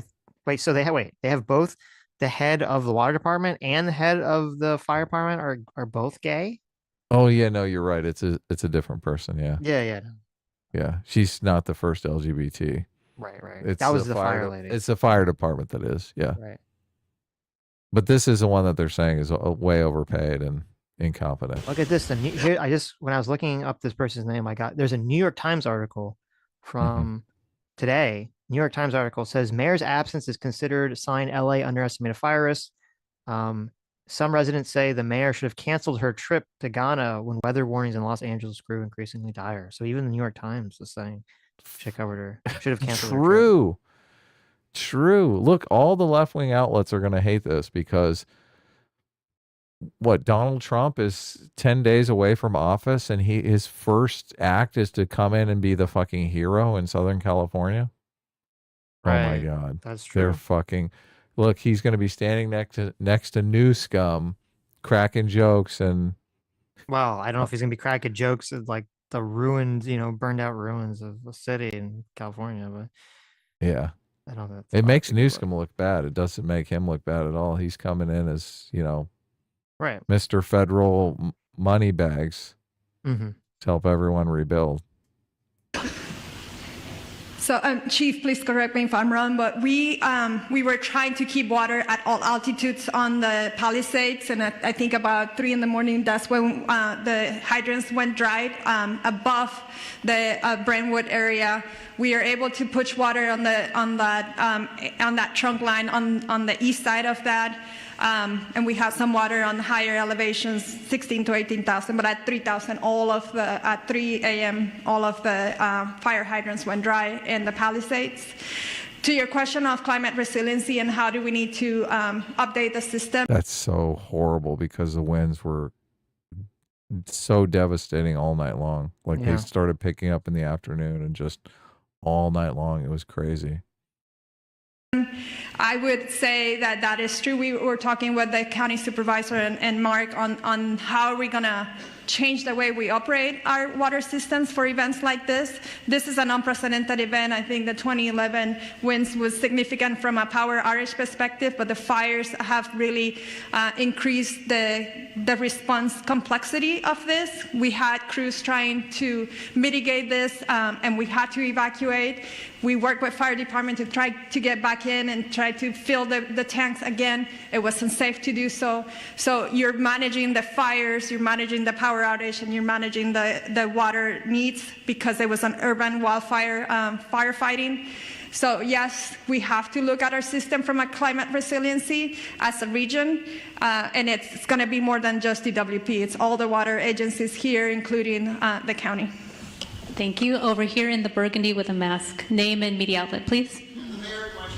What is climate resiliency?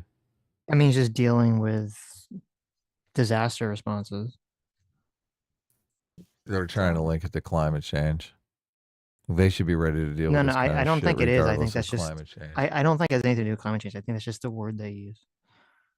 Climate resiliency is the ability of people, communities, and ecosystems to prepare or respond and recover from climate-related events. Climate-related events? This is a weather event. Well, whatever. Weather resiliency. The what are they filling the tanks by air? They're air dropping into the tanks? What the fuck? That told us absolutely nothing. Yeah, they weren't able to fill the tanks. Why? Right. That was that was not a good answer. I mean, there was an acknowledgement of the problem, but there wasn't really an explanation of what the situation was. Yeah, did a pump go down? Like, how do they fill the tanks? I know nothing. Yeah. They carry buckets. They get a bucket line going. Right. Like, what the fuck? Real quick, I can speak on the operational side of the hydrants. We don't have a specific number to the hydrants. We do know that it came in phases. Now, our firefighters always have a primary plan, a backup plan, contingency, and emergency plan. So oftentimes just... Is she the fire chief? Maybe she's the fire sure. chief. Look, they're both together. So that the public is aware, in large brush fires, water supplies are normally limited. So with that, our apparatus do have the ability to draft water if we need to out of pools, ponds, any type of water resource. We also utilize the water tenders, in which we spoke about a little bit earlier. So with that, I just wanted to clarify that. In regard to when the mayor is returning, I spoke to her this morning at 4 o'clock. She's on her way for the last leg of her journey back home from Dallas, so her ETA is right around noon. Thank you. Go ahead. Yeah, that was my the God. fire lady that people were attacking. Which president saying that it was She's the like first LGBT the LGBT fire chief in American history. Yeah, or whatever Yeah. the comment was. So Right. yeah, I mean, we didn't really learn that useful information from either of those answers, but Yeah. My God. except that it's a pressure problem, I guess. It sounds like. Yeah. Well, we're gonna learn. We'll dig in. I know I'm gonna learn. I'm definitely gonna learn a lot about these water Yep. tanks. I sent you that Joe Rogan clip. It's a Twitter clip though. Okay, I can bring it up. You can bring it up. It's where he's talking about like from last year. He's talking about how like, oh my God, the whole city's gonna explode and burn to the ground. Troubling. Which I mean seemed to be pretty prescient. So Joe Rogan is always going to be the hero sometime because he talks 3 hours a day to people. yeah, that's fair, I guess. Where's the That's true. clip of me talking about how Los Angeles is going to burn down? Yeah, there you go. Right? I mean, it's got to be Exactly. out there somewhere. It's just a matter of Somewhere out finding there, it. there's that clip of Adam predicting the future. Okay. I guess we're doing a 3, 2, 1. How long is this clip? It's like a minute, Okay. 51 I seconds. talked to a Okay, we got audio. Ready? Yep. 3, 2, 1, go. I talked to a fireman once. This is one of the reasons that freaked me out. And he was telling me, he goes, dude, one day, he goes, it's just going to be the right wind and fire's going to start in the right place and it's going to burn through LA all the way to the ocean. And there's not a fucking thing we can do about it. I go, really? He goes, yeah, we just get lucky. He goes, we get lucky with the wind. He goes, but if the wind hits the wrong way, it's just going to burn straight through LA and there's not going to be a thing we can do about it. Because these fires are so big, dude. When they're talking about like thousands of acres that are burning simultaneously with like 40-mile-an-hour winds. And the winds just blow. What's that? There's some music in the background. Did we get a stream? I warning don't or know, something? but let's turn it off before it gets a little louder. I think it was too quiet to get, but it was starting to pick up. Okay, well, we got the gist of it. And look, this is the thing. I'm sure all those firefighters, I mean, they drive around. They see all the tinderbox palm trees waving in the wind. They know what's up. They're like, what do I do when that thing catches on fire? Well, I guess we're fucked. Essentially, yeah, that's what it sounds like. Because they just see the whole structure of the city and they're like, yeah, this city wasn't built to withstand big fires. I'm looking. Yeah. Oh man. It's even before the fires broke out. Like we had the real winds on Tuesday, and you could go out and you would just see like leaf litter, like just storms of leaf litter, just in a whirlwind all around you. My eyes were totally messed up just from being outside. Like I was driving down the street. And I saw this like square thing, like rolling down the street at like 30 miles an hour. I thought it was some kind of like plank of wood or something like that. Turned out it was a couch cushion though, and it bounced into like some car. It was just it was just crazy environment. I don't know how fast the hurricane winds get, but I mean, it was like a hurricane basically. Yeah, well, it says 100-mile-per-hour wind, so that's like what type? Category 2. Okay. Yeah, that's category 2 is 96 to 110. So that's her. I mean, category 2 winds are no joke. Yeah. So there's another. The only other thing I guess I think about this so far is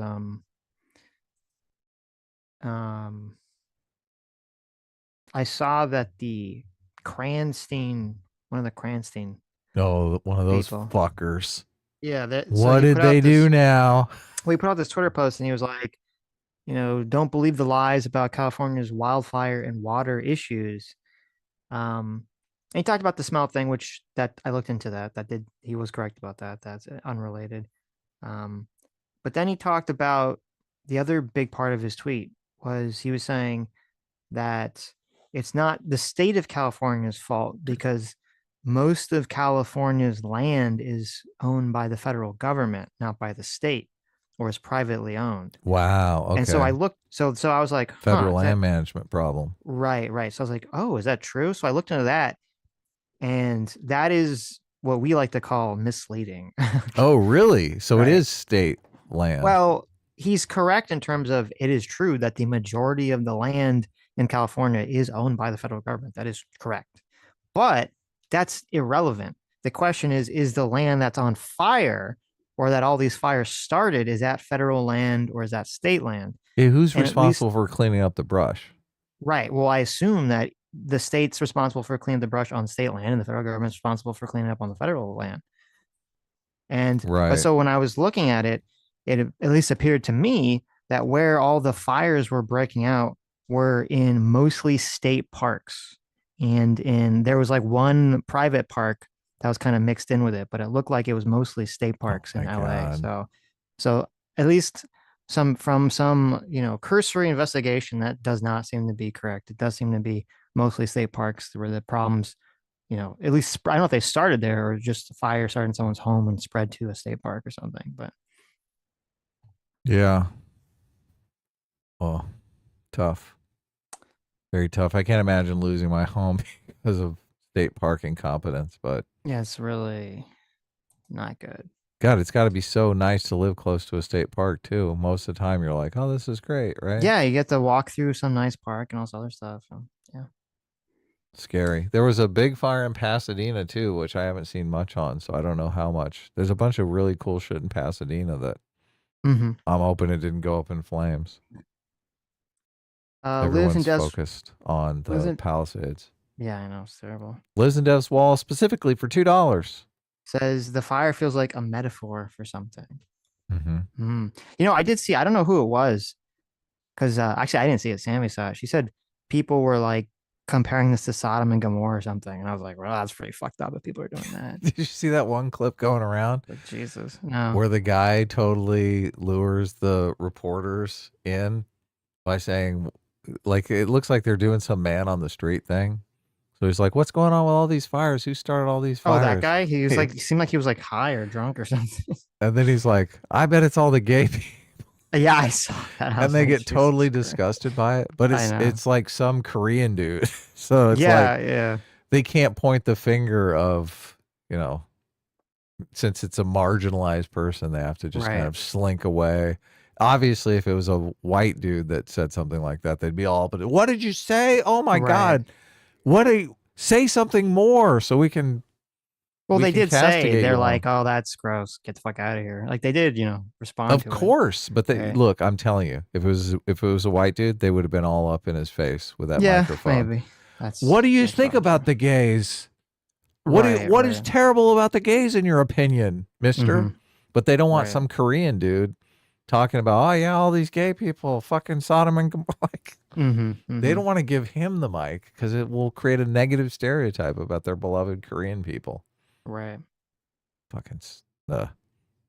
Is this bad, Sitch? Should I not?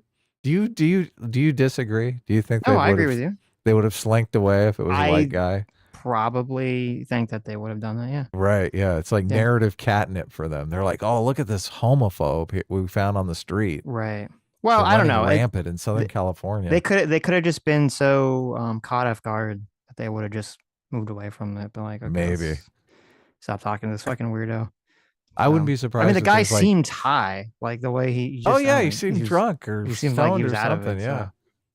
And he totally set him up. It's funny because I think I made that joke yesterday, the flamer joke, which I think was what he was going for. Maybe. He just didn't get time to. He didn't get to the. He was too drunk for the punchline. Right. He missed it just by a minute. Lethal Strain for $2 says H-1B visas issued for forestry cleanup. There you go.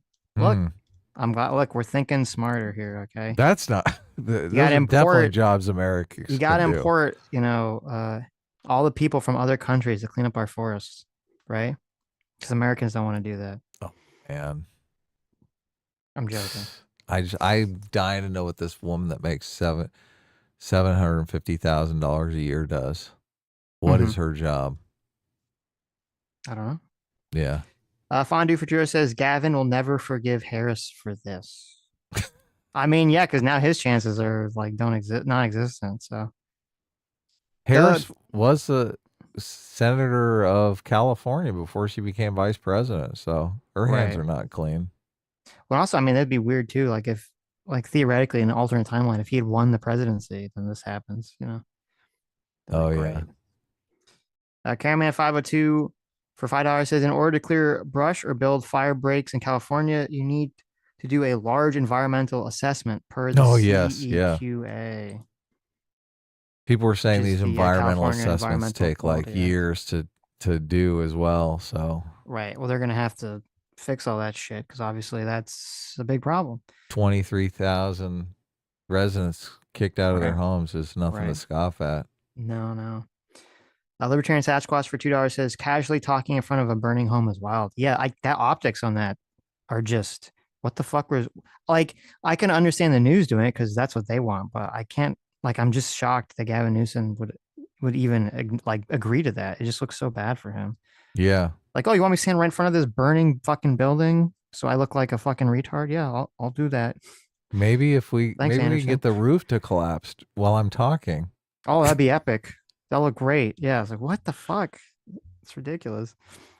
For all of Trump's faults, he definitely is wise to the optics. Like, you wouldn't catch Trump doing that in a million years. I wouldn't think so. Yeah, I think he'd be like, fuck no. When Trump saw that clip, you know, he was laughing his ass off. Right. Like, oh, this dumb motherfucker. Mm-hmm. Yeah. You would think. If he's a nominee and he's running against J.D. Vance in 2028, you know, J.D. Vance is going to be playing that clip right and left. This is what Gavin Newsom did for California. Now he wants to burn the entire country down.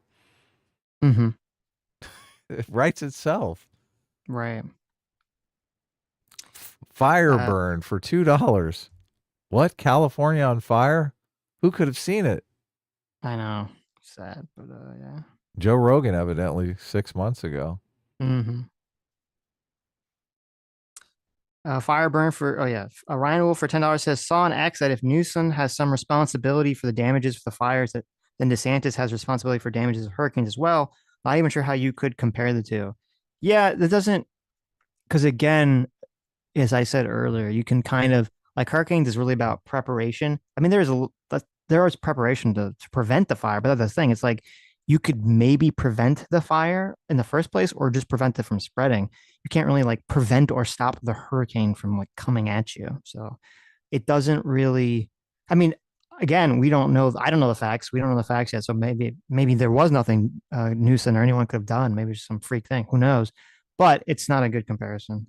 And look, if there is legitimate responsibility here, you're still going to have the partisans out there making ridiculous excuses. It's the same exact thing with Biden's cognitive decline. Like, it was so obvious to everyone, and people are out there, oh my God, it's great. I don't know. People are imagining this. That's what they're going to do with this as well.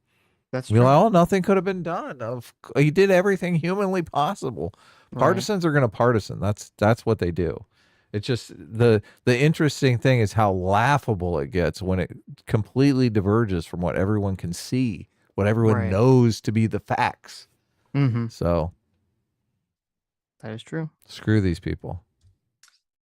Heck Tech for $5 says California's government makes more money from the federal government for emergency services than balancing the budget. Yeah, I don't know about that. Access for $10 says I work at a water treatment plant in the Central Valley. Oh, wow. Wow. Okay. One way we check the cleanliness of the water is counting the number of minnows in the river where the outflow from the plant goes into. Wow. Interesting. That's interesting. I don't really know what to do with that information, but that is interesting. I would think that they did some sort of like test tube thing, right? Figure out how much phosphorus. Well, I'm sure they do a more, extensive. I would hope you guys do more extensive than just like the eyeballing the fish, right? But I understand that maybe that's minnow like the counting. Process. Yeah. Oh, yeah. If that's like the chief metric that you guys are using, Listen, it's like terrified. the canary in the coal mine, okay? It's like when the minnows in the water die, terrified. that's when you're like, oh shit, I gotta do something. Oh man. Not an FBI. Oh, very suspect. For 5 Aussies. Whoa. Our Australian FBI. Look at that. There's oh, my thing just crashed. The FBI just hacked my internet.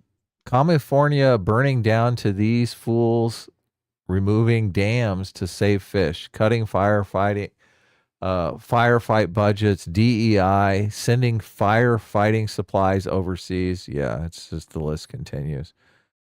Commie. What's wrong with a little spread the wealth around though? Why you gotta do?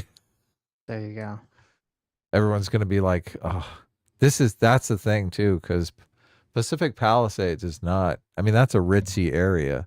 So if the federal government is going to buy all these rich people new homes, people are going to scream.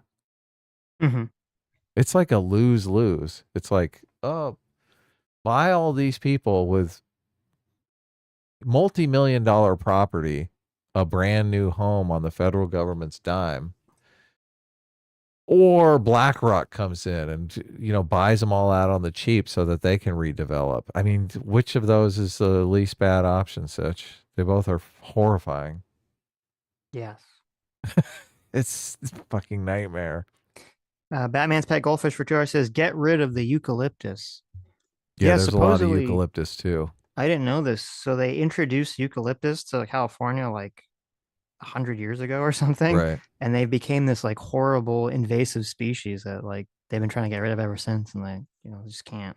Yeah, I believe eucalyptus are the ones that constantly shed their bark into these nice, neat little flammable wafers. So there's like massive piles of that bark all around the trees that is just a tinderbox waiting to go. They crowd out a lot of the natural trees and a lot of the natural environment. And then, they're like super fucking flammable. So it's just total disaster all around. They're beautiful trees, so you got to understand how they call it Tinseltown for a reason, right? It's all about like, oh, this looks beautiful. Right. It's so picturesque. We could film a movie here. Well, isn't all this a bit flammable? We could film a movie here. Right. Yeah, I mean, they're cool looking trees. Yes. They are cool looking trees, but not if they, burn your cities down. Yeah. MAGA Man for $10 says David Pacman ridiculed Texas Republicans for the power outages and DeSantis for hurricanes. I don't remember the hurricane thing, but I wouldn't be surprised. I do remember a lot of the conversation around the power outages being very politicized very quickly. So, oh yeah. Will he do the same to Newsom in California for the Democrats? No, obviously not. So I know it's a rhetorical question. Or will he find a way to blame it on Republicans in the federal government? He'll probably do one of two things, which will either be to focus heavily on the how dare you politicize it angle or the climate change angle. That'd be my guesses without seeing any of his content on any of this stuff. I was so glad to see so many people just ripping into Bernie Sanders over that tweet, that climate change tweet. Yeah, that was a bad tweet. Yeah. Malik for $20. Thank you so much. Says back at work, so I missed the last few live shows. Thanks for being based as always. Well, thank you for $20. Yeah, thanks for the super chat and for being a member. Lives in Deswalt City for $2 says, quote, Bush doesn't care about black people. Kanye West. I know. I know. That's a great clip. So that is a great clip. God, I had total Bush arrangement syndrome when W was president. So you were like, yeah, Kanye. That's why you voted for him. Yeah, totally. I remember when Kanye stuck it to the man. I totally believe the stereotype that all Republicans were greedy racists. So yeah, right. I thought, oh yeah, obviously Kanye's correct. That's just like it's not like Kanye's a greedy racist. Well, yeah. Then it turned out we're like, oh, wait a minute. Exactly. We actually know who's who here now. Actually, Kanye turned out to be one of the greediest racists known to man. Turned out Kanye was the racist the whole time. Okay. Yeah. Interesting. Dr. Diller for 33 months. Thanks so much. Says, guys, let's not blame each other. Clearly, these fires are an act of God. Nothing could be done to prevent them. Spontaneous combustion. Yeah. There you go. That must have been the explanation. God. I remember seeing like the little wind app appear in the the like 10-day forecast on my phone on the weather app, and I was like, wow, I've never seen that. What's that all about? What is just a huge fucking blowing thing? No, normally it's like a sunshine because it's Southern California. Yeah. On that Tuesday, it was just like a gust of wind emoji. It's like a fucking typhoon. You're like, what I know. what's happening? Yeah. Yes. Look, they should have used the fire emoji. Maybe the people would have gotten wise to what was happening. Yeah, that's maybe. Yeah. That's Crazy. true. So crazy. Fate of Morality for $5 says, I live on La Cienega, half a mile away from the evac zone. Just took pictures of Runyon Canyon's ash. Stay safe. Yeah, Adam. Runyon Wow. Canyon burned. It did. Yeah, and they're still wondering if it was caused by arson. So, but yeah, you too. Stay safe. I guess you're closer to the fires than me. So. Yeah, I saw people were questioning that. I don't know if there's any validity to the arson, or if it's all just highly speculative. As of now. Who knows? Who knows? Right. But I wouldn't be surprised if there was a clip going around where they said the guy filmed people actually starting a fire. Oh wow! Okay. Yeah. So I just look. There are all these firebugs that randomly start fires in Los Angeles anyway. All of those people are going to be like, "Oh my God, the wind! This is the day to go to work." Yeah. So we'll see what happens. Crazy if that's the case. Jesus. Outside right now, it is. I mean, it's basically like forest fire conditions for me. So you can barely see the mountains. Yesterday, you could see like a huge plume of smoke that covered literally half the sky, but we had blue sky on the other half, and I was in the blue sky portion. That cloud has basically just moved over to our area, and yeah, I when I went outside today, I wore an I think it's an N95 mask. And that actually did a great job. I stepped out and it smelled like you were in a forest fire. But I put that mask on and I stepped out and I couldn't smell anything. So I was like, but oh, did it you must be catch working. COVID when you were outside? That's the real question. I caught COVID like 3 weeks ago, remember? Oh, okay. I'm still, actually, I'm feeling a lot better now. So that's good. I think I'm finally over it. 1995 Eddie V for $10 says the news was covering Katrina normally until Kanye West got on TV with Mike Myers and says George W. Bush doesn't care about black Really? people. No, it's impossible for you to imagine that was like the turning point. I don't know. That'd be kind of crazy if that was the case. It would be funny. Kanye started, the whole thing. So I think they were attacking him for the flying over and just looking down. They painted that photo as like complete ineptitude. I'm curious, when was that incident? What was the date of that incident? Because I thought that was like pretty long after the actual thing. The way Michael Myers looks over at Kanye, you could tell that was a time when Michael Myers, when the public norm was, oh, let's not politicize things during a crisis, right? Because Michael Myers kind of looks over and like, you broke the fucking rule. Yeah. So that looks like that was on September 2nd. So it was like 3 or 4 days, 5 days after the incident. So it was it was pretty early on, but it wasn't like right after. But it was pretty early. Yeah, because it was like a raise money for Katrina. It was raise money for the people, yeah. Yeah. Days later when they actually knew what was going on. When Trump or when George W. Bush flew over, they were like surveying the what happened type situation.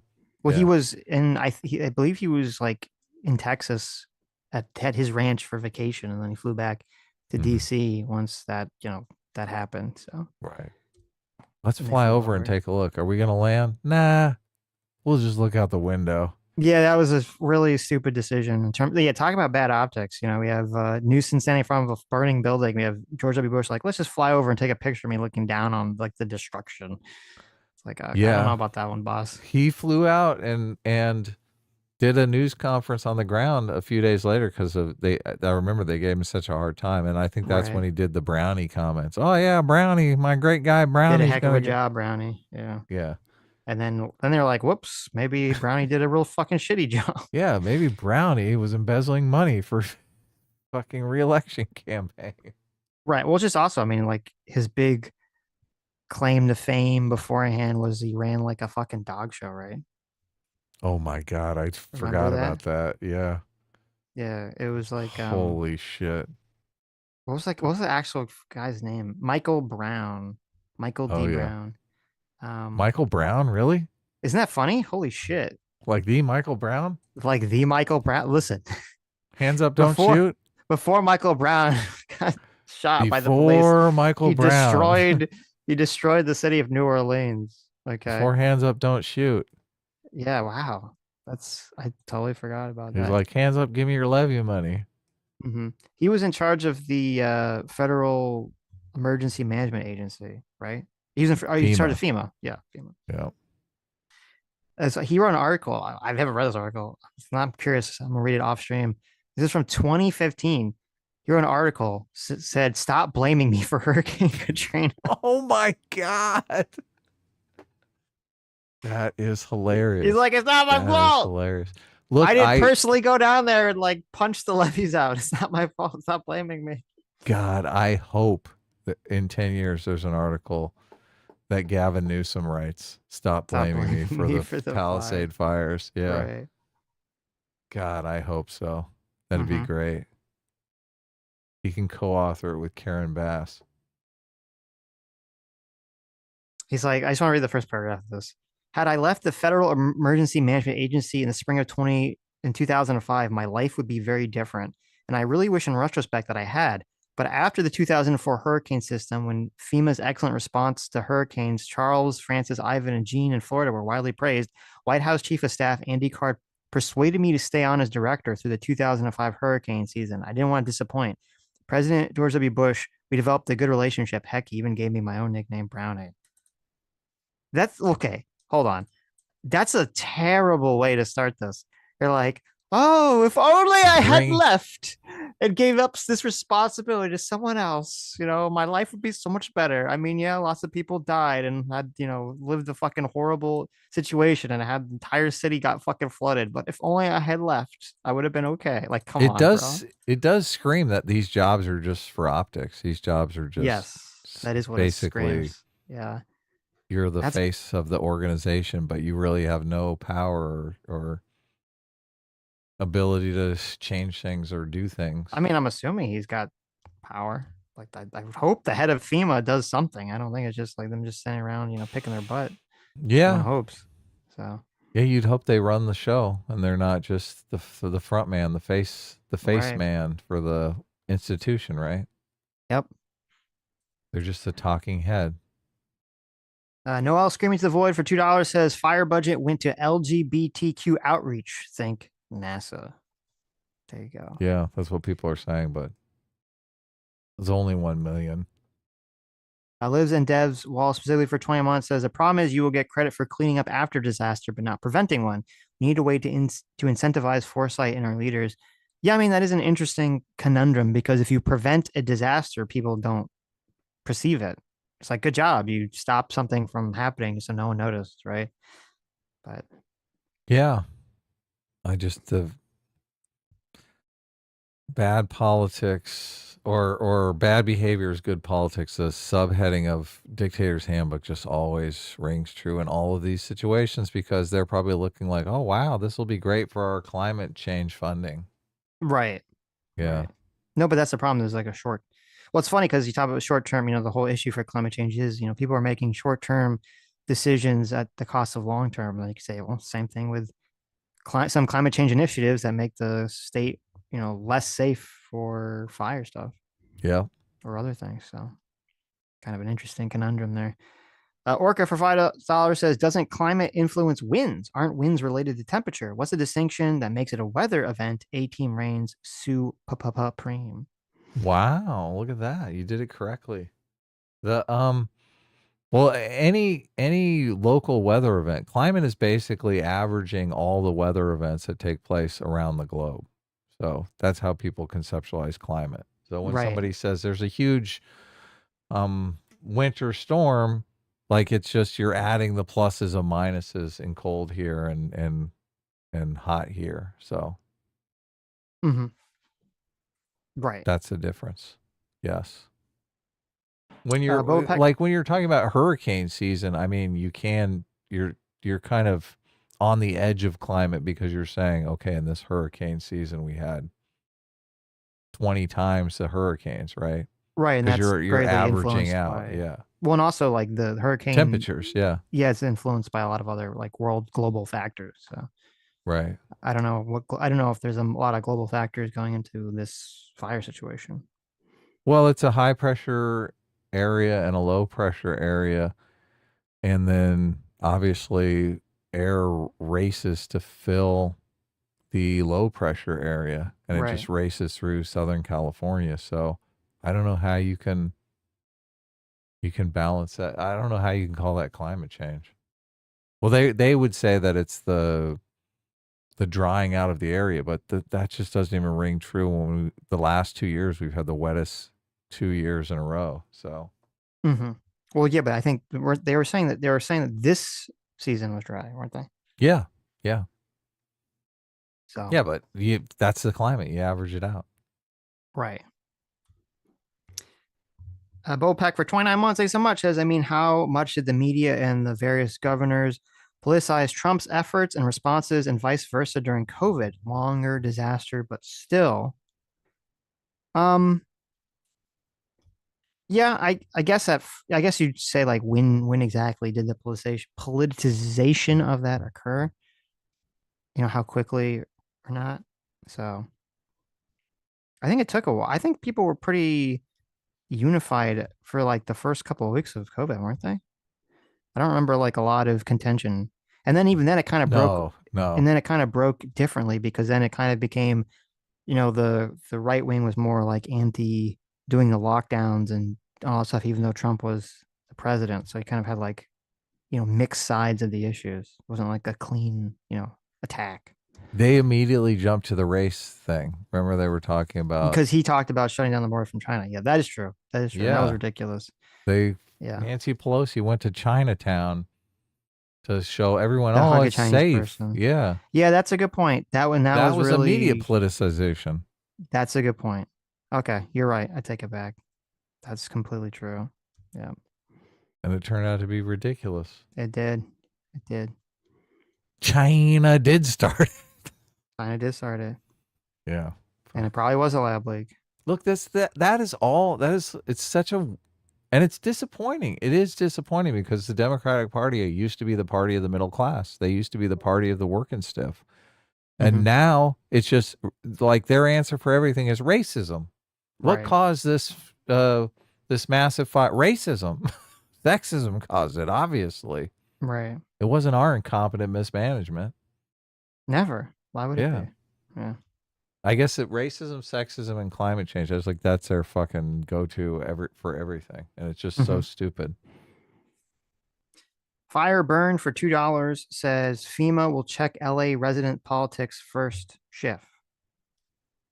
Right. I'm not sure what that means, but okay. Oh my God for $2 says clip of guy blaming fire on the gays. Well, we did talk about it, but we didn't watch the clip, so I think they want us to watch it. we're not gonna watch it though. Alex Wright for $10 says it's unfortunate that in the wake of the fires, Trump is on Truth Social lying about FEMA again, talking about the official responsible. Don't lie about DRF being spent on the green new scam. Oh, disaster. He's saying that Yeah. disaster relief funds were being taken by the green new scam. I mean, Well, that's the not Green true. New Deal didn't pass, right? But they passed parts of the Green New Deal in the Inflation Reduction Act, which Stephanie Kelton herself literally just called a climate bill. She's like, the Inflation Reduction Act is just basically a climate bill. Right. That they couldn't label a climate bill because people lose their minds. It's kind of funny because their side would be like, "What? We passed a climate bill? They probably would have got more voters out if they just labeled it correctly." But Right. But what is that? Yeah, but even if that's the case, I mean, this has nothing to do with this situation. well, yeah, I don't. When Trump is talking about the Green New Scam and this and that, I don't.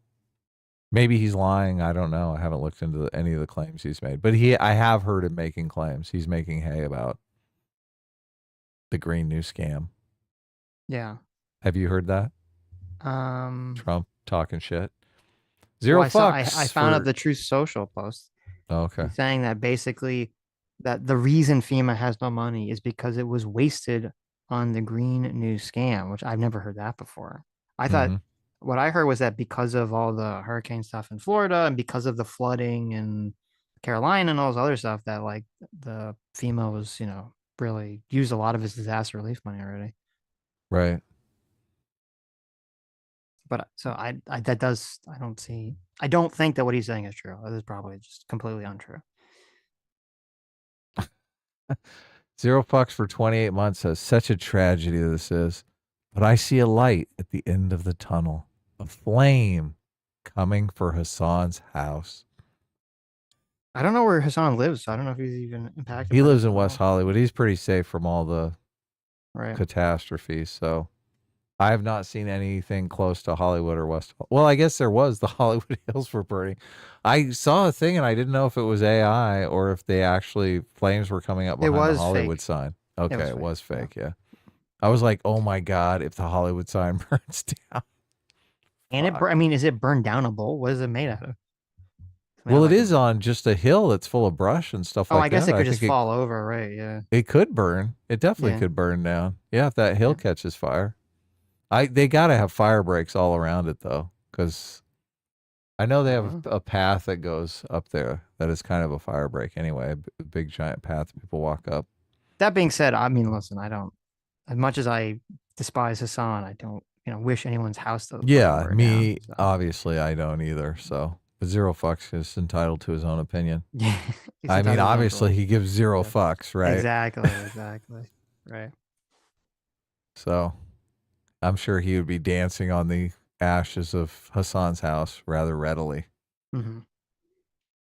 But imagine if all Hassan's neighbors' houses burned down and Hassan is the only house on the block that's saved. Oh my God, Jesus. Well, then listen, no, he'll have to, he would house everyone, right? No, are you kidding? Fuck no. He should. That's his whole shtick, right? Did you see Sean's video on Hassan doing the disaster?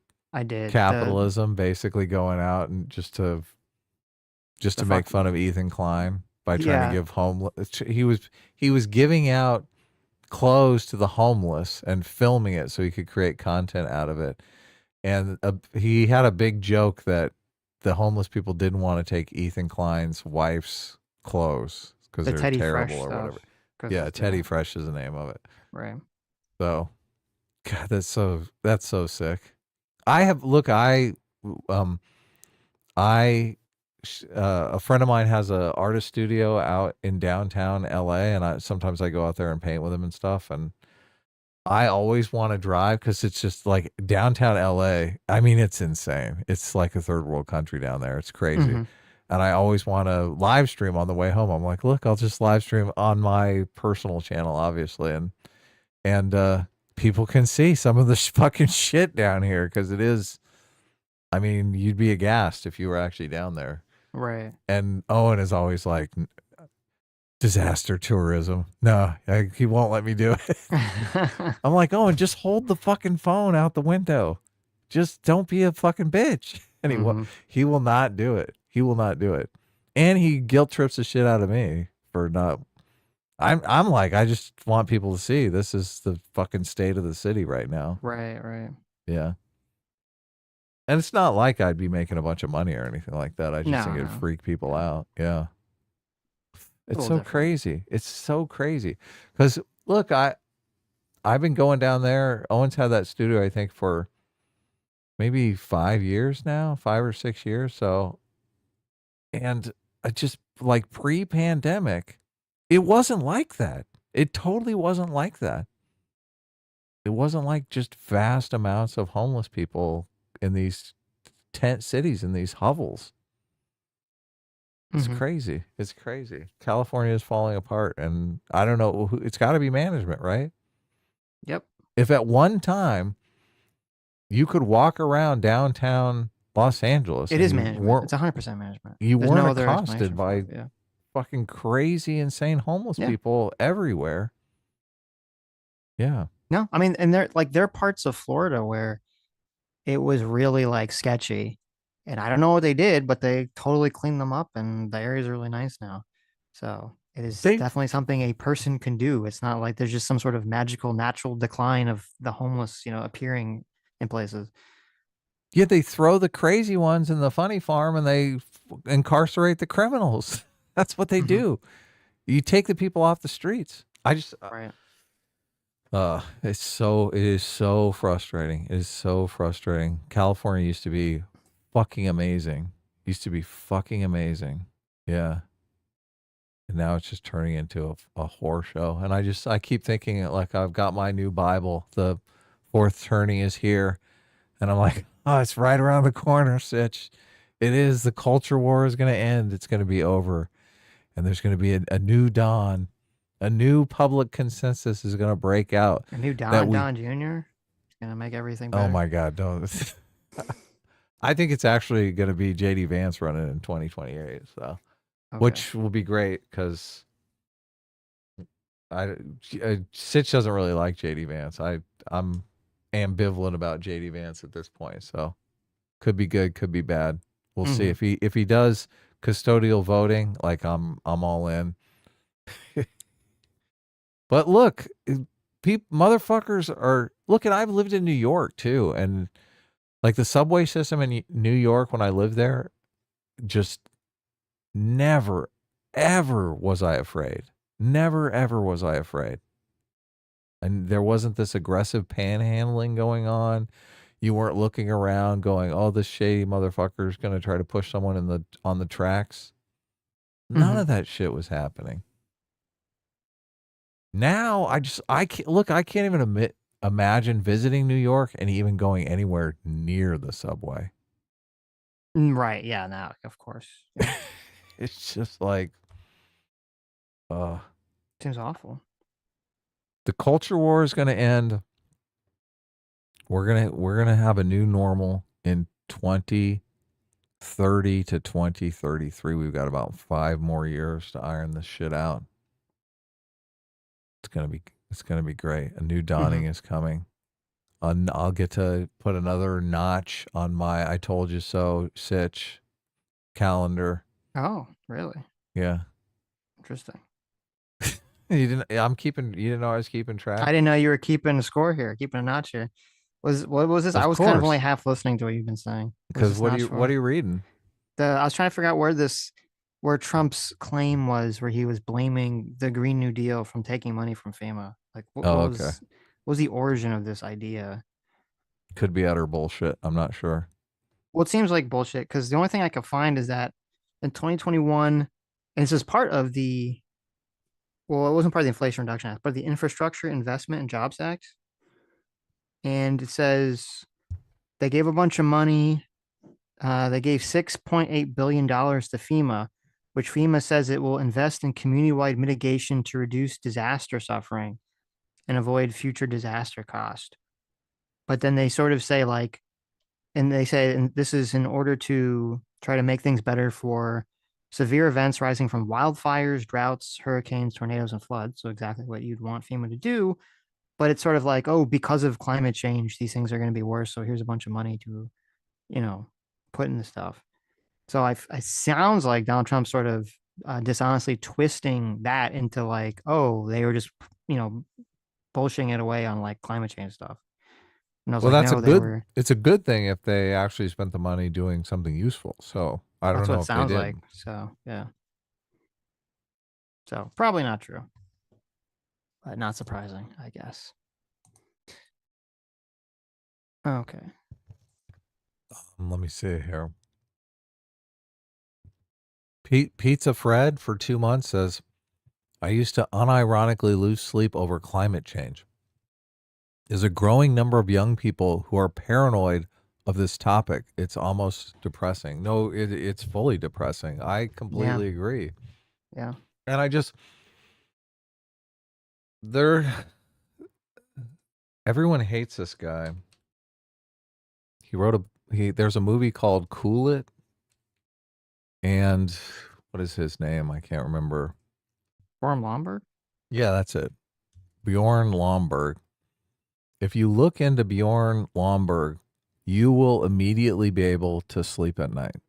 because he goes through all of these different claims and completely debunks them all.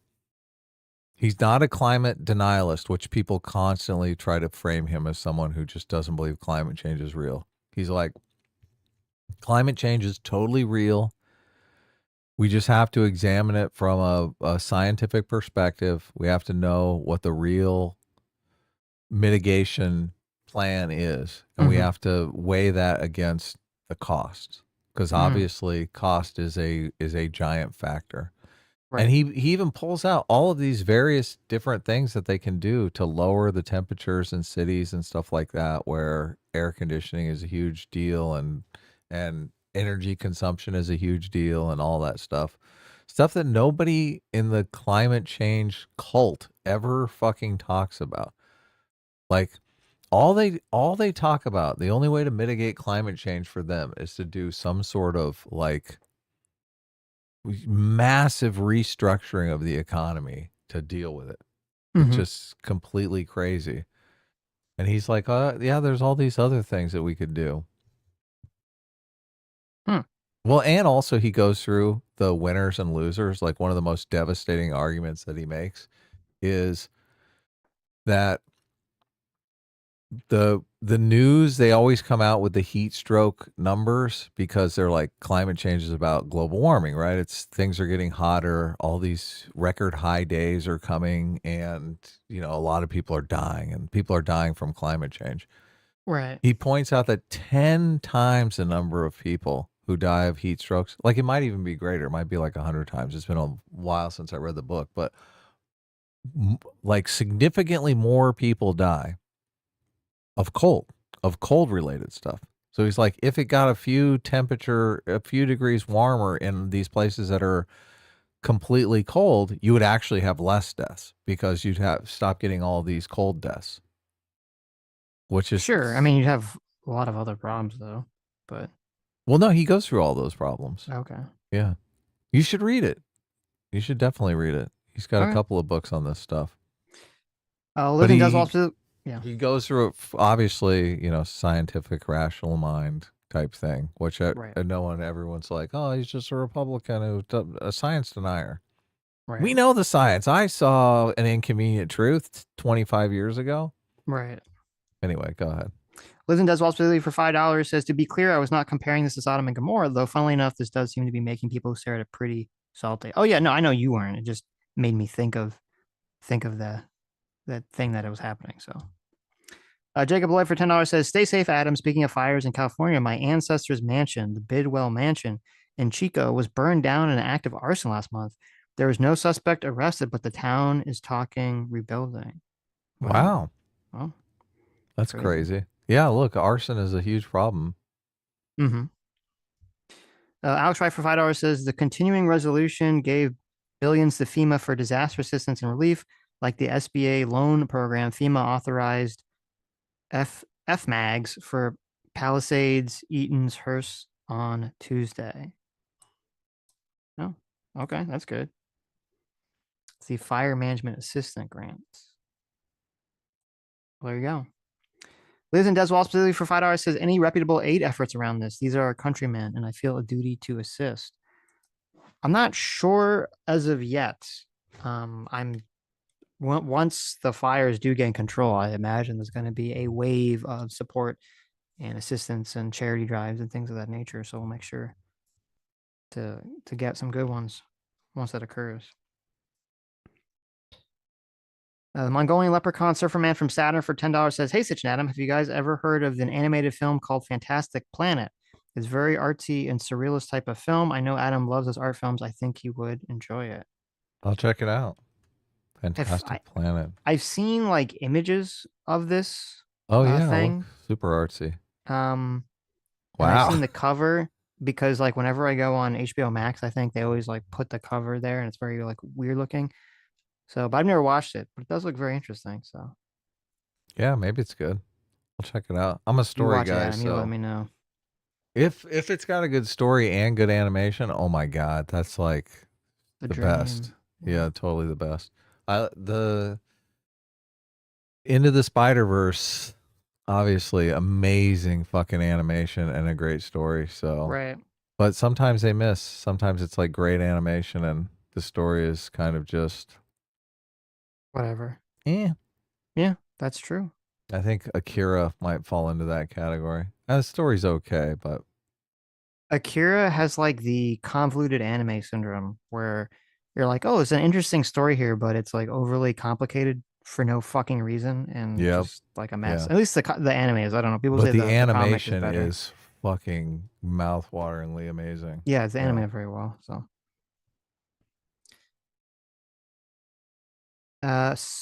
aspiring whale psychiatrist for 15 months. Thank you. Says no. You see, it's the conservatives' fault because they directly cause global warming. You two won't admit it because you're being paid by Russia. These are all true statements.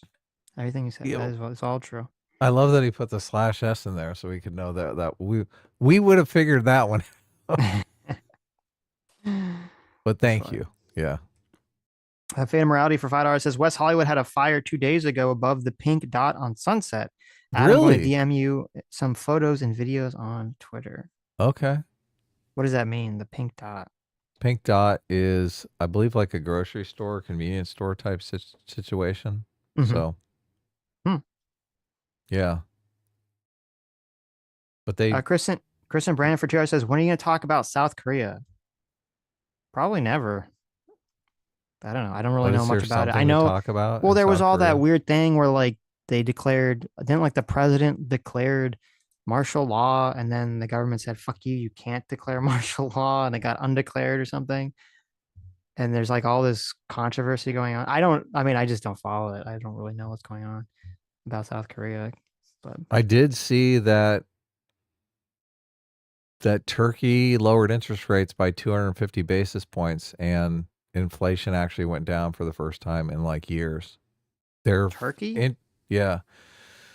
On the MMT stuff, everyone always points to Turkey because, obviously the MMT people have this understanding that interest rates drive inflation. They don't curb inflation. So Turkey interest rates, I think, are like close to 50%, which is, imagine that. Everyone's like screaming over what are interest rates at now? Like 5%? Imagine 50% interest rates. You want a mortgage, Sitch? Oh, you're okay. I was so confused. Okay, you're saying that the country of Turkey lowered its own interest rates, and that helped lower its own inflation. That's Right. what you're saying. So Okay, I was like, they've been I thought you meant they raising- lowered our inflation. I was like, how? No. How? Like what? No.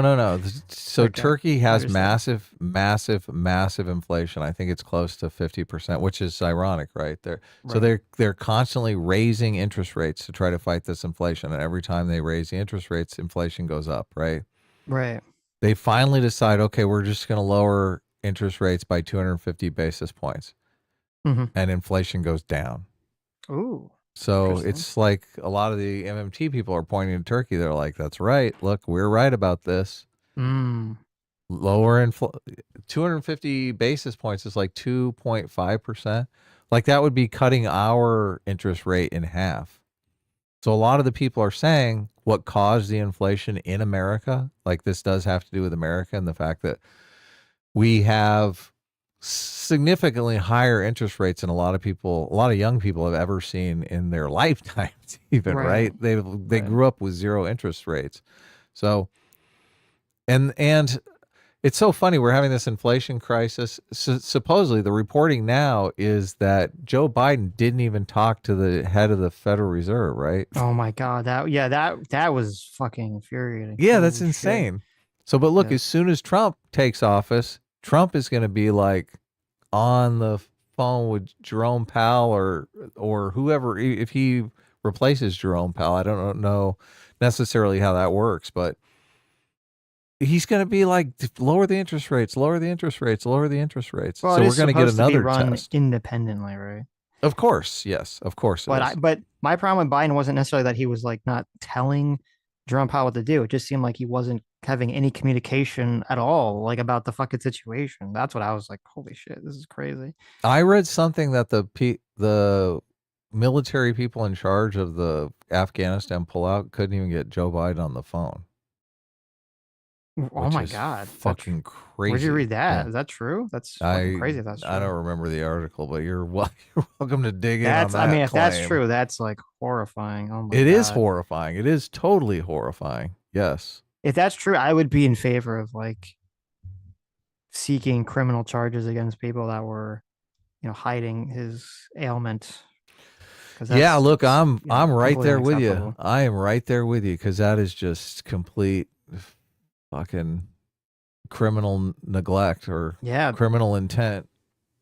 Criminally But- negligent behavior, yeah. But so we're gonna have another test of this with Trump going in. If Trump, look, and obviously the Federal Reserve is completely independent from the federal government, and Trump has no say in what the Federal Reserve does. But look, Right. if they start dropping rates right now, people are saying, well, they may not even drop rates at all in 2025 when Mhm. they were supposed to be dropping rates dramatically. They're worried about inflation again. So if they start dropping rates and the economy picks up and it turns out inflation goes down, because look, there's another part of the equation here. It's production. So Right. if they produce more goods and services, obviously prices are going to go down. So good luck refinancing all that rebuild or financing all that building that's going to have to be done in the Palisades at 5%. Wouldn't you rather be financing at 0%? That would be much nicer. It would be. It Yeah. would be. But anyway, Turkey. Anyway. A lot of times people bring up Turkey or have brought up Turkey in the past about when we're talking about MMT. So, and I just noticed this the other day that they did the interest rate drop and inflation went down. So there you go. That's your MMT for the day, guys. How many live viewers do we lose?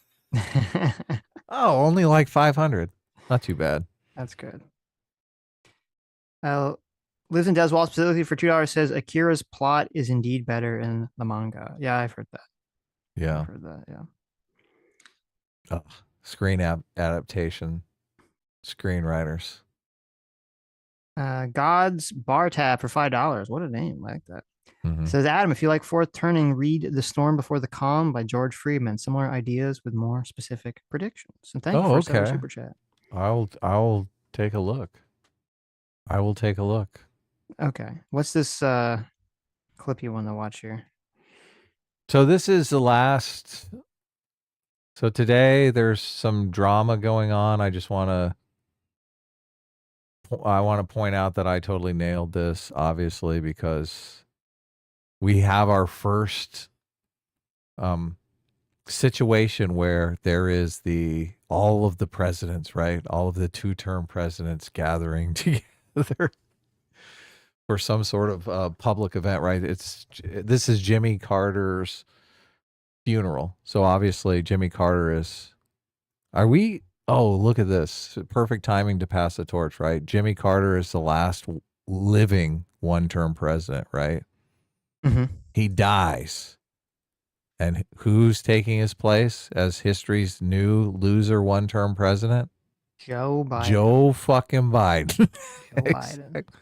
Who is Joe Biden even in here? I'm not sure he's in this shot. Was he there? I don't know. Yeah. I don't even know if he was there. So the first thing that I noticed, and Sitch obviously looked this up immediately, is big snub by Michelle Obama, right? Like, where's Michelle Obama? Mm-hmm. I want to see the Michelle Obama eye rolls sitting next to Trump, don't you? Yes, that'd be funny. So there's a picture of Trump and Obama talking and laughing. Yeah, I know. We're gonna watch that. I got the clip up. Right. So you've got all of them. You've got everyone here. President Carter and Miss Carter one time, and they were great people, and I'm so sorry for his loss. And thank you so much. So I guess this is C-SPAN basically doing the shot of this. God, there's Al Gore and Pence. You think Trump Al is Gore like, and Pence Trump is supposedly like, don't sit next to me, Pence. Get away from me. Supposedly Straight. Trump shook Pence's hand, which everyone was like, "Oh my God!" Really? Yeah. Okay, interesting. You've got this. Look, and this is classic Obama. This is like, of course I want Trump to take my calls in the Oval Office, right? Mm-hmm. Look, I don't. I mean, a month ago I was saying that he was a racist and the next Adolf Hitler, but you Right. know, let's let bygones be bygones, right? Well, to be fair, Obama didn't say that he was Hitler, right? Obama did he didn't call him a fascist? I think He didn't. what do you call him? He didn't do the fascist thing. I think he called him racist. I don't know if he called him fascist. Okay. Well, anyway. But look, I made the claim that this before the election. I was like, this is Trump's fucking dream. Like Trump is only ran again, is only doing all of this. So when the ex-presidents gather together, Trump is like, that's right. I'm the big boss here. I'm the two non-consecutive term president. None of you are like me. I'm the best. So, okay, here's a funny story. So apparently, you remember Tim Kaine? Mm-hmm. Tim Kaine was the guy that Hillary chose for her vice president. Tim Kaine claims that Obama called him and privately said that Trump could be a fascist. Oh, really? That's what Tim Kaine claims, but I don't think Obama ever said it publicly. So, okay. Oh, really? Right. Huh, interesting. So he's saying it on the DL. Right. Which, I mean, that's better, obviously, because the whole point is saying it, making a big show of it publicly. So we've got Trump and Melania on the end here. We've got Bill Clinton and Hillary Clinton. We got a two-term beloved president by the Democrats and a and a zero-term wannabe in Hillary Clinton, who Hillary Clinton all through this is just like, obviously she's got the fucking scowl to kill. Right. That could kill, right? Right. Bill's like, my place is cemented in history, and Hillary's like, my place as the first female president was denied me by that fucking asshole sitting at the end of the pew. Right. Well, listen, Bill Clinton's place in history has been cemented by many ladies in many places. Okay. Oh, you're the worst. You are the worst. You are the worst. Notice Trump made sure that Melania is sitting as far away from Bill Clinton as humanly possible. Right? He's smart. He knows. Yeah, Like, he knows. man, He knows what's up. He knows what's up. You stay on this side, all right? I'm always going to be, sitting or standing between you and Bill Clinton at all times. George W. Bush is there with his wife. And I mean, George W. Bush is just like the dude president. He's like, yep, I was president twice. Not sure why. Here I am. You're right. Yeah. That's about the size of it. Yeah. Yeah. Oh, God. Who ran against George W. Bush? Because I think a lot of it was. Oh, yeah. Kerry and Gore. Terrible.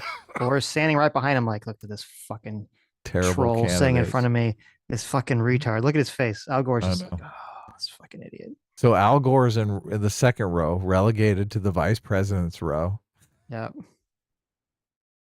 Oh my God. And I'm not sure in this shot, because this shot is just of the two of them laughing it up. We'll watch it. I'm just kind of scrolling through it right now, but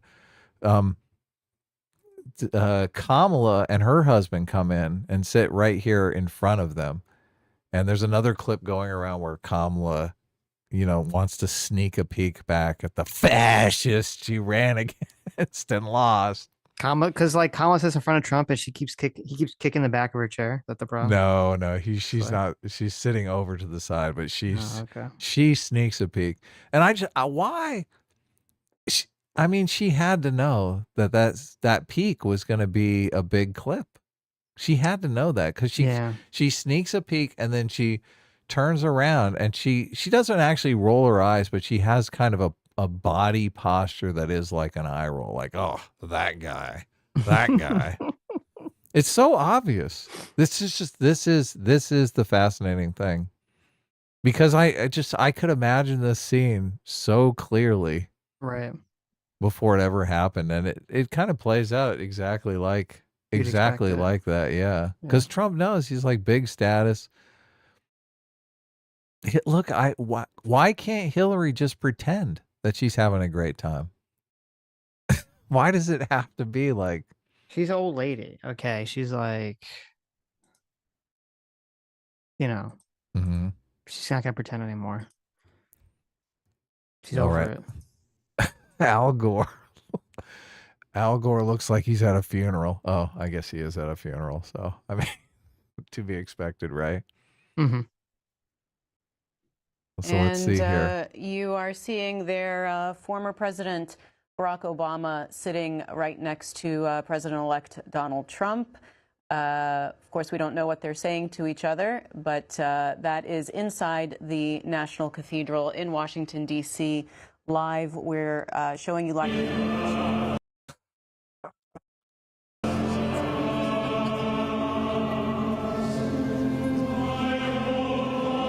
That's Laura Bush, right? I think is George's wife coming in to shake the hands.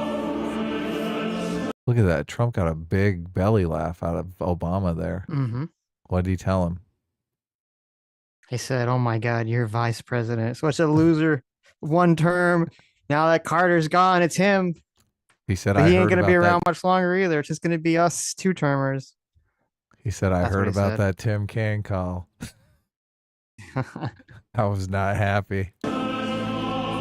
Obama's like, what? Tim Kaine? That guy's a crazy man. Oh my God. Bill and Hillary Clinton. Just a dynamic here. Look at her biting her lip. Well, listen, Bush just farted, okay? Bush is like sitting home painting pictures now. He's like, he's like, RNC. I don't want to go to the fucking RNC. Why do I want to speak there? I'm a is funny. two-term president, fucker. It is funny that you got like this dynamic. This is like the perfect dynamic, okay? You have Melania sitting off to the side with her hands in her laps, just kind of like, Oh, yeah, being ornament. relegated to being like just visually off to the side. You have Obama and Trump, chatting it up. Then you have on to the left, you have Hillary and Bill like talking to each other, right? Like scheming. And then Of you have course. just Bill.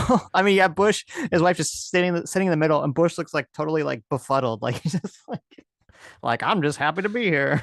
You got the two vice presidents who are like, I did the right thing. I did the right thing, right? Pence Yes. is like, I did the right thing when I put down the elector scheme, and Bush is or Gore is like, I did the right thing when I let You're the right. guy Yes, sitting in front of me. Exactly. When I let the guy sitting in front of me win. It's just, there's so much in this fucking one shot. It's like this is like a Renaissance painting. It is. This It one totally image here. is. Yeah, it's amazing. It totally is. And Yeah. Bush is just in the middle. It should have been. And he's like, no, you know what he's thinking right now? He's like, God, Why am I here? if only Jeb had won. Oh my God. That's what he's thinking right now. He's thinking, Jeb. Really? Yes. It is. Look, it's W. Bush is an interesting character because he just opted out of politics. He doesn't even want to fucking be part of it. Obama, like he's going to be in the political like talks till the day he dies. He's not going anywhere. Same with Clinton. I think Clinton has like 2 heart replacements already. He's on his 3rd fucking heart.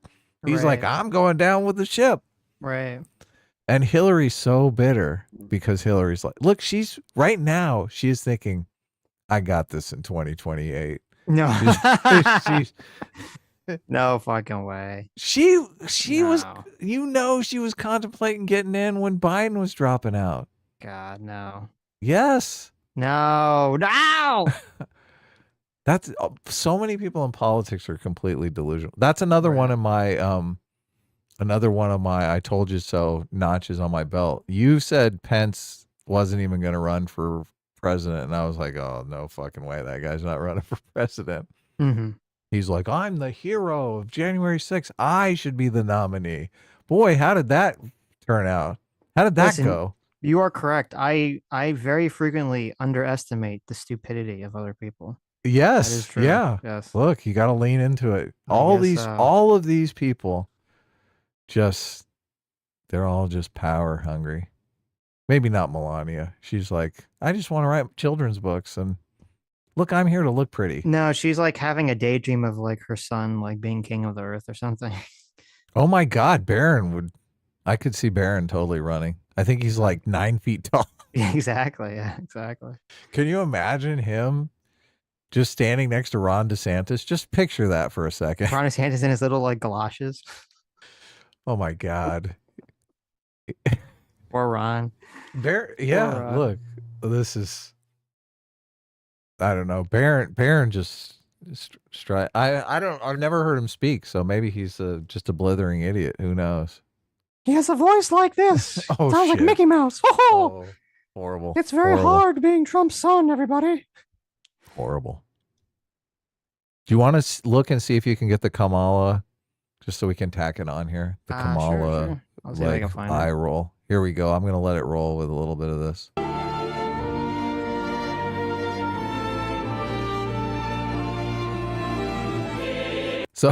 So Bill Clinton says something to Hillary Clinton. This and music is Hillary- perfect too. Like it's like a fucking like the end of a mafia movie, you know. And we have Oh, like of the course. Dons here. It's this fucking.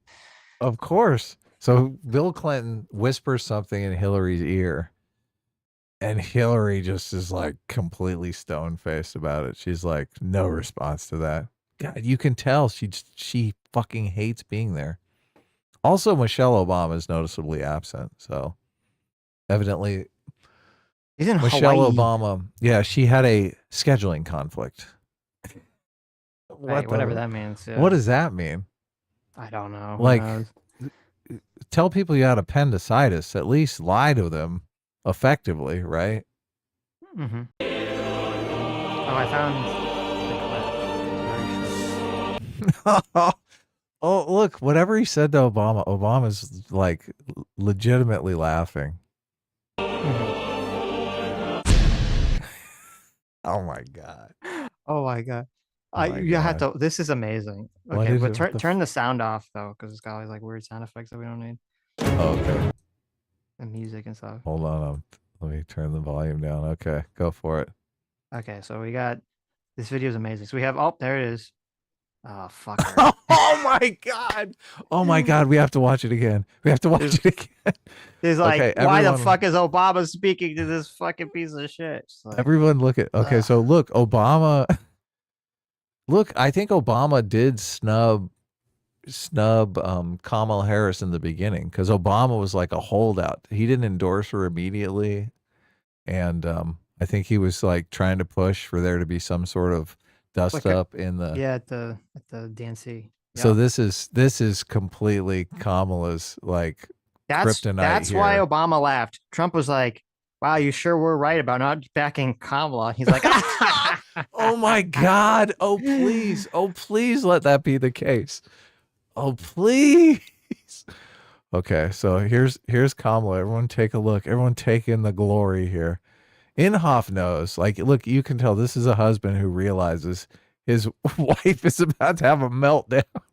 He's like, he has that face when he's like, okay, he knows like someone's in trouble. It's like when a kid knows like the other siblings in trouble, so they just like freeze and like don't look. Yeah, They're like, yeah, if I don't look at the predator, it won't see me. I'm invisible. Oh my God. What happened? It's not working now. Jeez. I fucked up. Okay, here it is.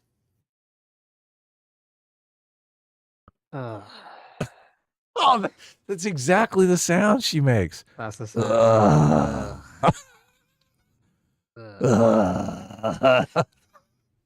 She's just Oh not my happy. God. Not having it.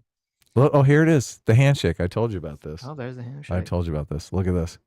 Look at Gore like smugly smiling, like, fuck you. Oh my God. He's like, we did it.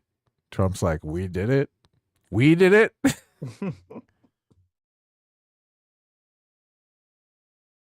Okay. Oh my God. I haven't seen this. Oh my God. Biden stumbling in.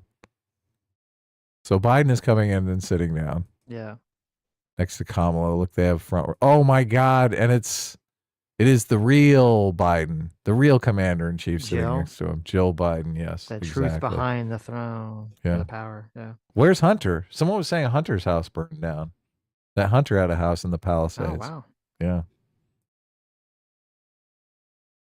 I'm sure Joe will fix that immediately. Trump Obama chat is this is like the 5 key moments video. So Mm-hmm. Former President Barack Obama was seen engaging in a friendly conversation with President-elect Donald Trump. Oh my God, look, he's talking to the fascist. Obama and Trump, known for their political differences, laughed and chatted ahead of the service in Washington. Can you believe it? I know. Can you believe it? Their camaraderie and unusually lengthy conversation drew attention from those present and the media. Oh, what's netizens? Like tried to terrible. decode the conversation Okay. between the two presidents. Netizens are net people. Yeah, that's terrible. Those okay. fucking internet people. Watch George W. Bush. I love this. Okay, ready? Okay, let's see. Is that a balloon? What's going on there? Does he have dementia? I don't know. He He's might be like- worse than Dementia Joe. You got like Trump and Obama talking. Bush is just staring at the fucking ceiling, like, "Oh, what's up there? Look at the pretty ceiling." There has Maybe to there's be pretty artwork up there. Okay, I know. I was gonna say there has to be like an ornamented ceiling, some Sistine Chapel style painting. Bush is like, I hope. could knock that out. Maybe. It's funnier to think he's just like bored because no one wants to talk to him. He's just like, Come on, at least act like you're. Oh my God, this is just so beautiful. Mhm. Melania is just off to herself. right.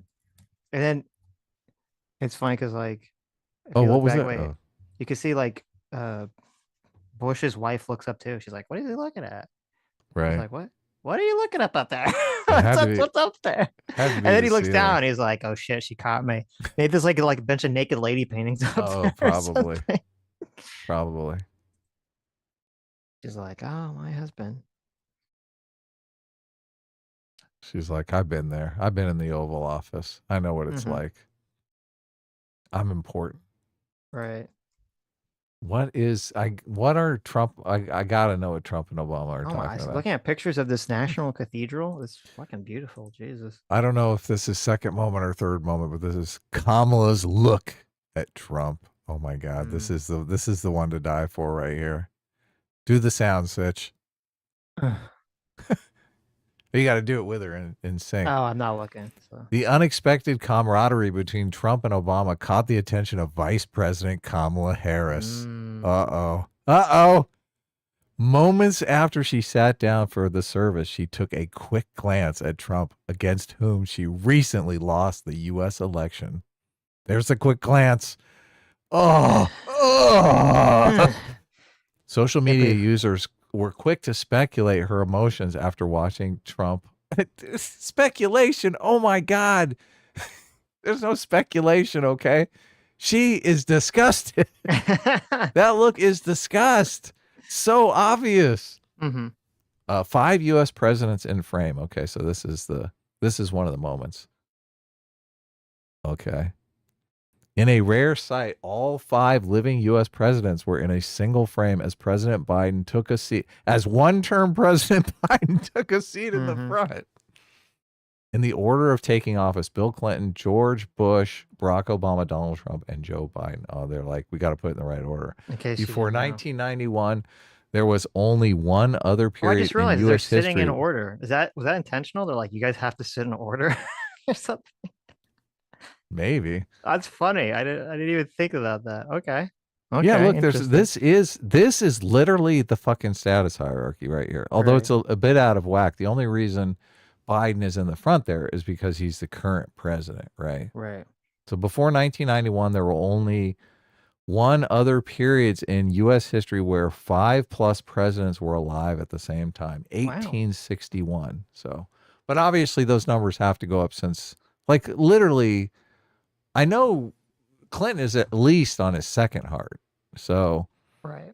I mean, he would be a goner if he was in 1861. Yeah, obviously medicine's much better. So yeah, obviously. So, who knows? Like, but Joe Biden might be around for decades to come, even though he's obviously on dust. I'm skeptical. Look at Jimmy of that. Carter. Jimmy Carter hung in there. That's true. That is true. But So Jimmy this Carter was is- like out there building houses, habitats for the humanities. Okay, what is Joe gonna do? He's gonna be asleep. Whatever Jill tells him to do, Yeah, that's exactly. for sure. Okay. So Joe Biden is officially taking over. Jimmy Carter has been the one president laughingstock for my entire life now. So Joe Biden is officially taking over as the one president laughingstock in this. And we have 3 two-term presidents and 1 non-consecutive 2-term president. So this is great. And we have, look, this is great. We also have 2 of the first female presidents denied, literally by the same guy. So yeah, that's pretty bad. Look at that. By a sexist who had sex with a porn star. Trudeau close to Trump. What? Really? Oh my God. How was he there? Interesting. This is Jimmy Carter's funeral for those. First time since Trump had proposed to include Canada in the U.S. as the 51st state, the 2 leaders came face to face. Trudeau dismissed Trump's willingness to use economic force to absorb Canada into the U.S. That's right. The United States is like a giant amoeba, a giant white blood cell. We're just going to take you in and fix you. What is this? Karen Pence snubs Trump. Oh, like, don't fucking shake his hand, motherfucker. Let's see here. I didn't know this. Former Second Lady Karen Pence appears to snub President-elect Donald Trump as he is greeted by his former vice president. Karen remains seated while Trump greets Al Gore and Mike Pence. Wow, she's like, don't shake that motherfucker's hand, okay? Don't fucking shake his hand, honey. He's like, I got to. I got to keep up appearances. She's written a little note that says, hang Mike Pence, that she keeps showing him right here, pointing to it. Right here, right here. No, she crossed out the Pence and wrote Trump. Hang Donald Trump. She's going to kick, she's been kicking the back of Trump's chair the entire time. She might be. She's close enough to be kicking the back of his chair. And she looks mad enough to be kicking the back of his chair, too. Good for her. She thought her husband was going to be president. She's just pissed. She's like, damn it. Even if January 6th shit happened and there wasn't that dust up between Pence and Trump, he didn't have a fucking ghost farts and a blizzard of hell to win the presidency. People never really liked Pence very much. Look, Sitch, I know that.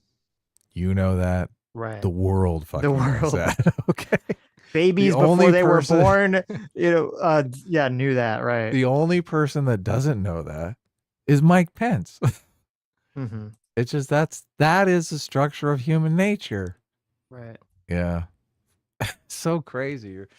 You're exactly right. Look, we covered some of those Republican debates and stuff, right? It's just he had this attitude like, I am the savior of the Republic. I am the future of the Republican Party. Nope. Yeah. Just, and it all comes, Pence is like a mortician. Trump is just funny. Like Pence can't hold a candle to Trump because Trump is just, he's such a better showman. And so much of politics today is just showmanship. It really is. So look, I'm sure Trump knows what's going on here. I know he knows this is going to dominate the news cycle. Like if he just sits next to Obama. If he just sits next to Obama, I wouldn't be surprised if he had writers write up some jokes. Give me some joke ideas for Obama. I got to get a big laugh out of him. Right. Trump is wise that way. He really is. He understands the importance of the optics. Yeah, I assume. Yeah. It's funny. I was listening to some podcast with somebody who I think was Trump's videographer in his first term. And he was talking about how much Trump comes in and just like wants to redo all the lighting and the setting. Really? Yeah. He was like, man, Trump is like really hands-on as far as all these media appearances go. Right. Yeah. He's like, when I was on The Apprentice, we lit it this way.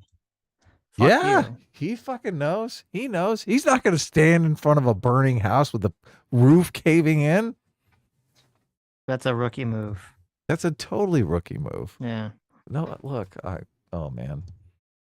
I'm Well, glad we because watched Gavin This is funny. Gavin is like a loser anyway, so I hate Gavin New scum. There you go. I'll try to call him Newsom. I can't resist though at the moment. I don't care. Call him Newsom. Okay, good. All right. Duke of Savalics for €5 says it's always strange to hear when Anglos world play at a funeral. My country national song, the Finlandian Really? hymn, "Be Still My Wow. Soul." Oh wow, I didn't even know what the fuck that song was. Wow. Well, listen, that's your fucking national song. It sounds very like haunting. It did sound Oh. appropriate for a funeral. I don't It know what that did. says about your name. Right. Hmm. Yuri, I just thought of a community joke that like two people know, so I'm not gonna say it. Yuri Civiliano for $5 says, "Hey, thanks for keeping me awake on my shift. Have you heard about Lily Orchard's breakdown?" I No. assume Lily Orchard is in a state of breakdown every day. So I don't know what the current breakdown is, but Isn't that some trans YouTuber? yes. Okay. Yeah. That people make never sure I'm- really liked. I don't remember Gotta all the make sure I'm drama. in At the- one point I knew it and then I immediately kind of blocked it out of my mind because I tried to watch their content and I just didn't care. Right. So. But listen, I'm curious to what their current breakdown is. I like to know drama. I think, yeah, I like drama. Who doesn't like it's so funny. Drama, you constantly have to be like, oh no, I don't want to talk about the drama. Come on. But Mhm. everyone loves drama, really. Right. So, yeah. Look at this. J-Mac, our surrogate father. Thank you so much, Our Daddy executive J-Mac, producer. for the $20. Says this gives major quote about last night vibes. You know, the episode of South Park where Obama and McCain planned the election in a way that they could steal the Hope Diamond. God, I love South Park. That was a good episode. They always get it right. They know. Yes. Yeah, they had to like scramble, I think, and reanimate that episode because they had animated originally with Hillary winning because that was the assumption. Oh no, that was a different episode, but yeah, that was the same thing. So.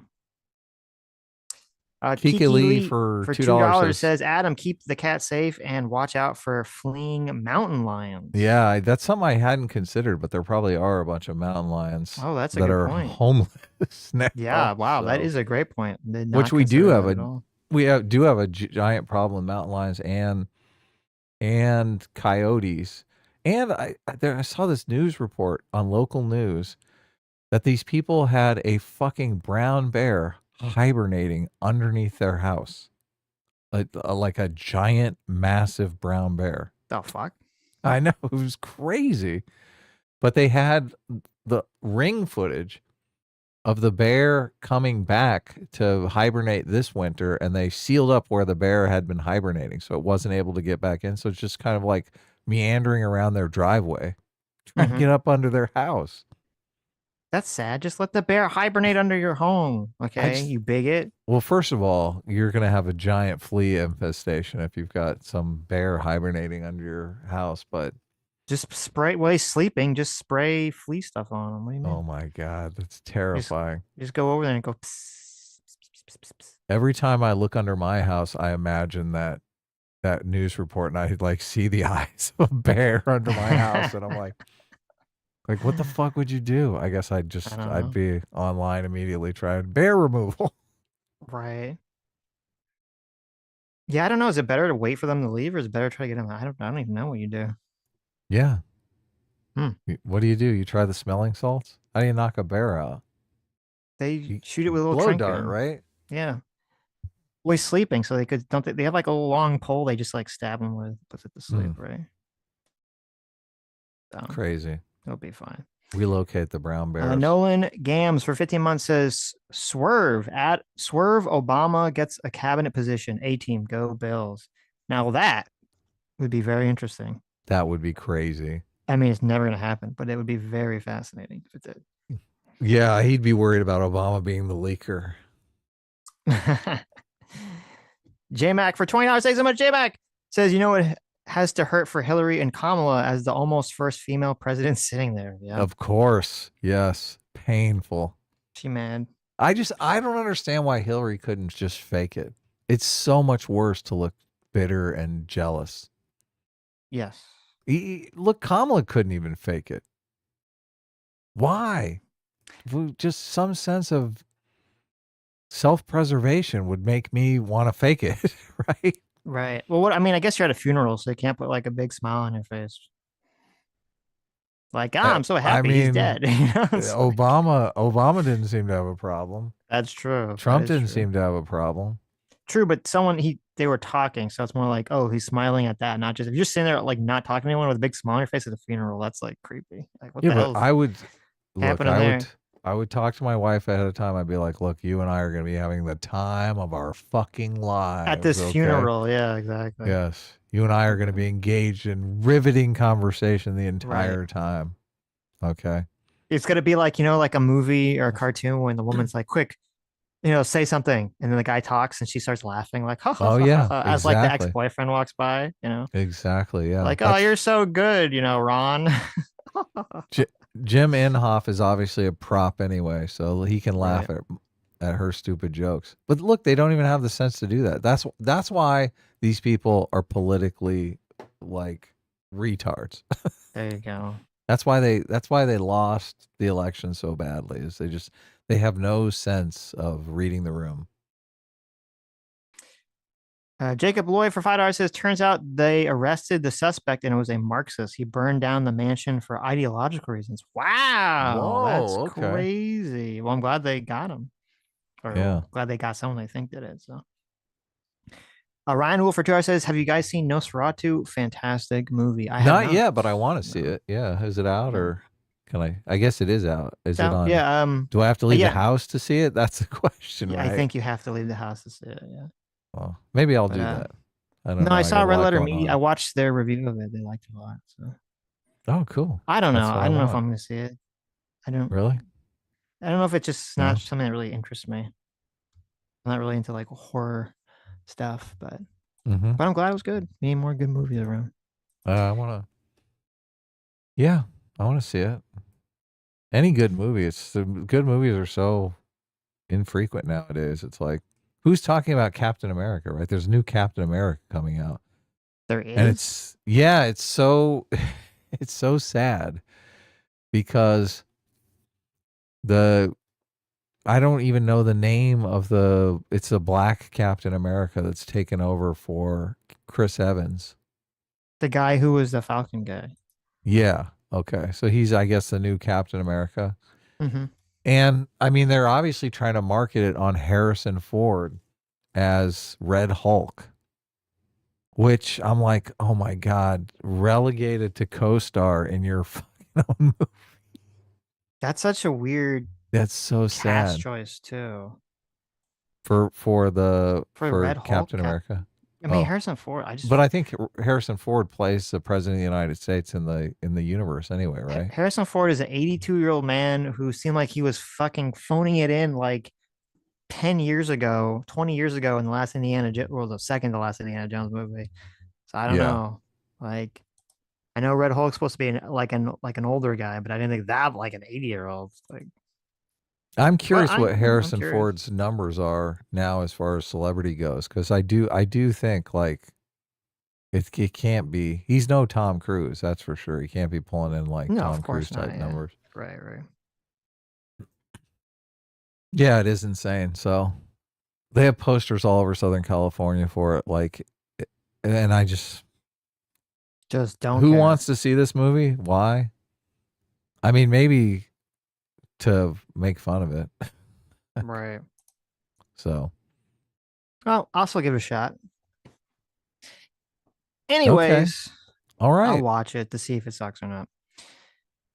Anyways. That's, I guess we're streaming on Sunday. Today's Thursday. Thank you guys for coming. Thank you guys for your generous donations. Stay safe if you're in California. Obviously. And we'll see you guys on Sunday. Take care, everyone.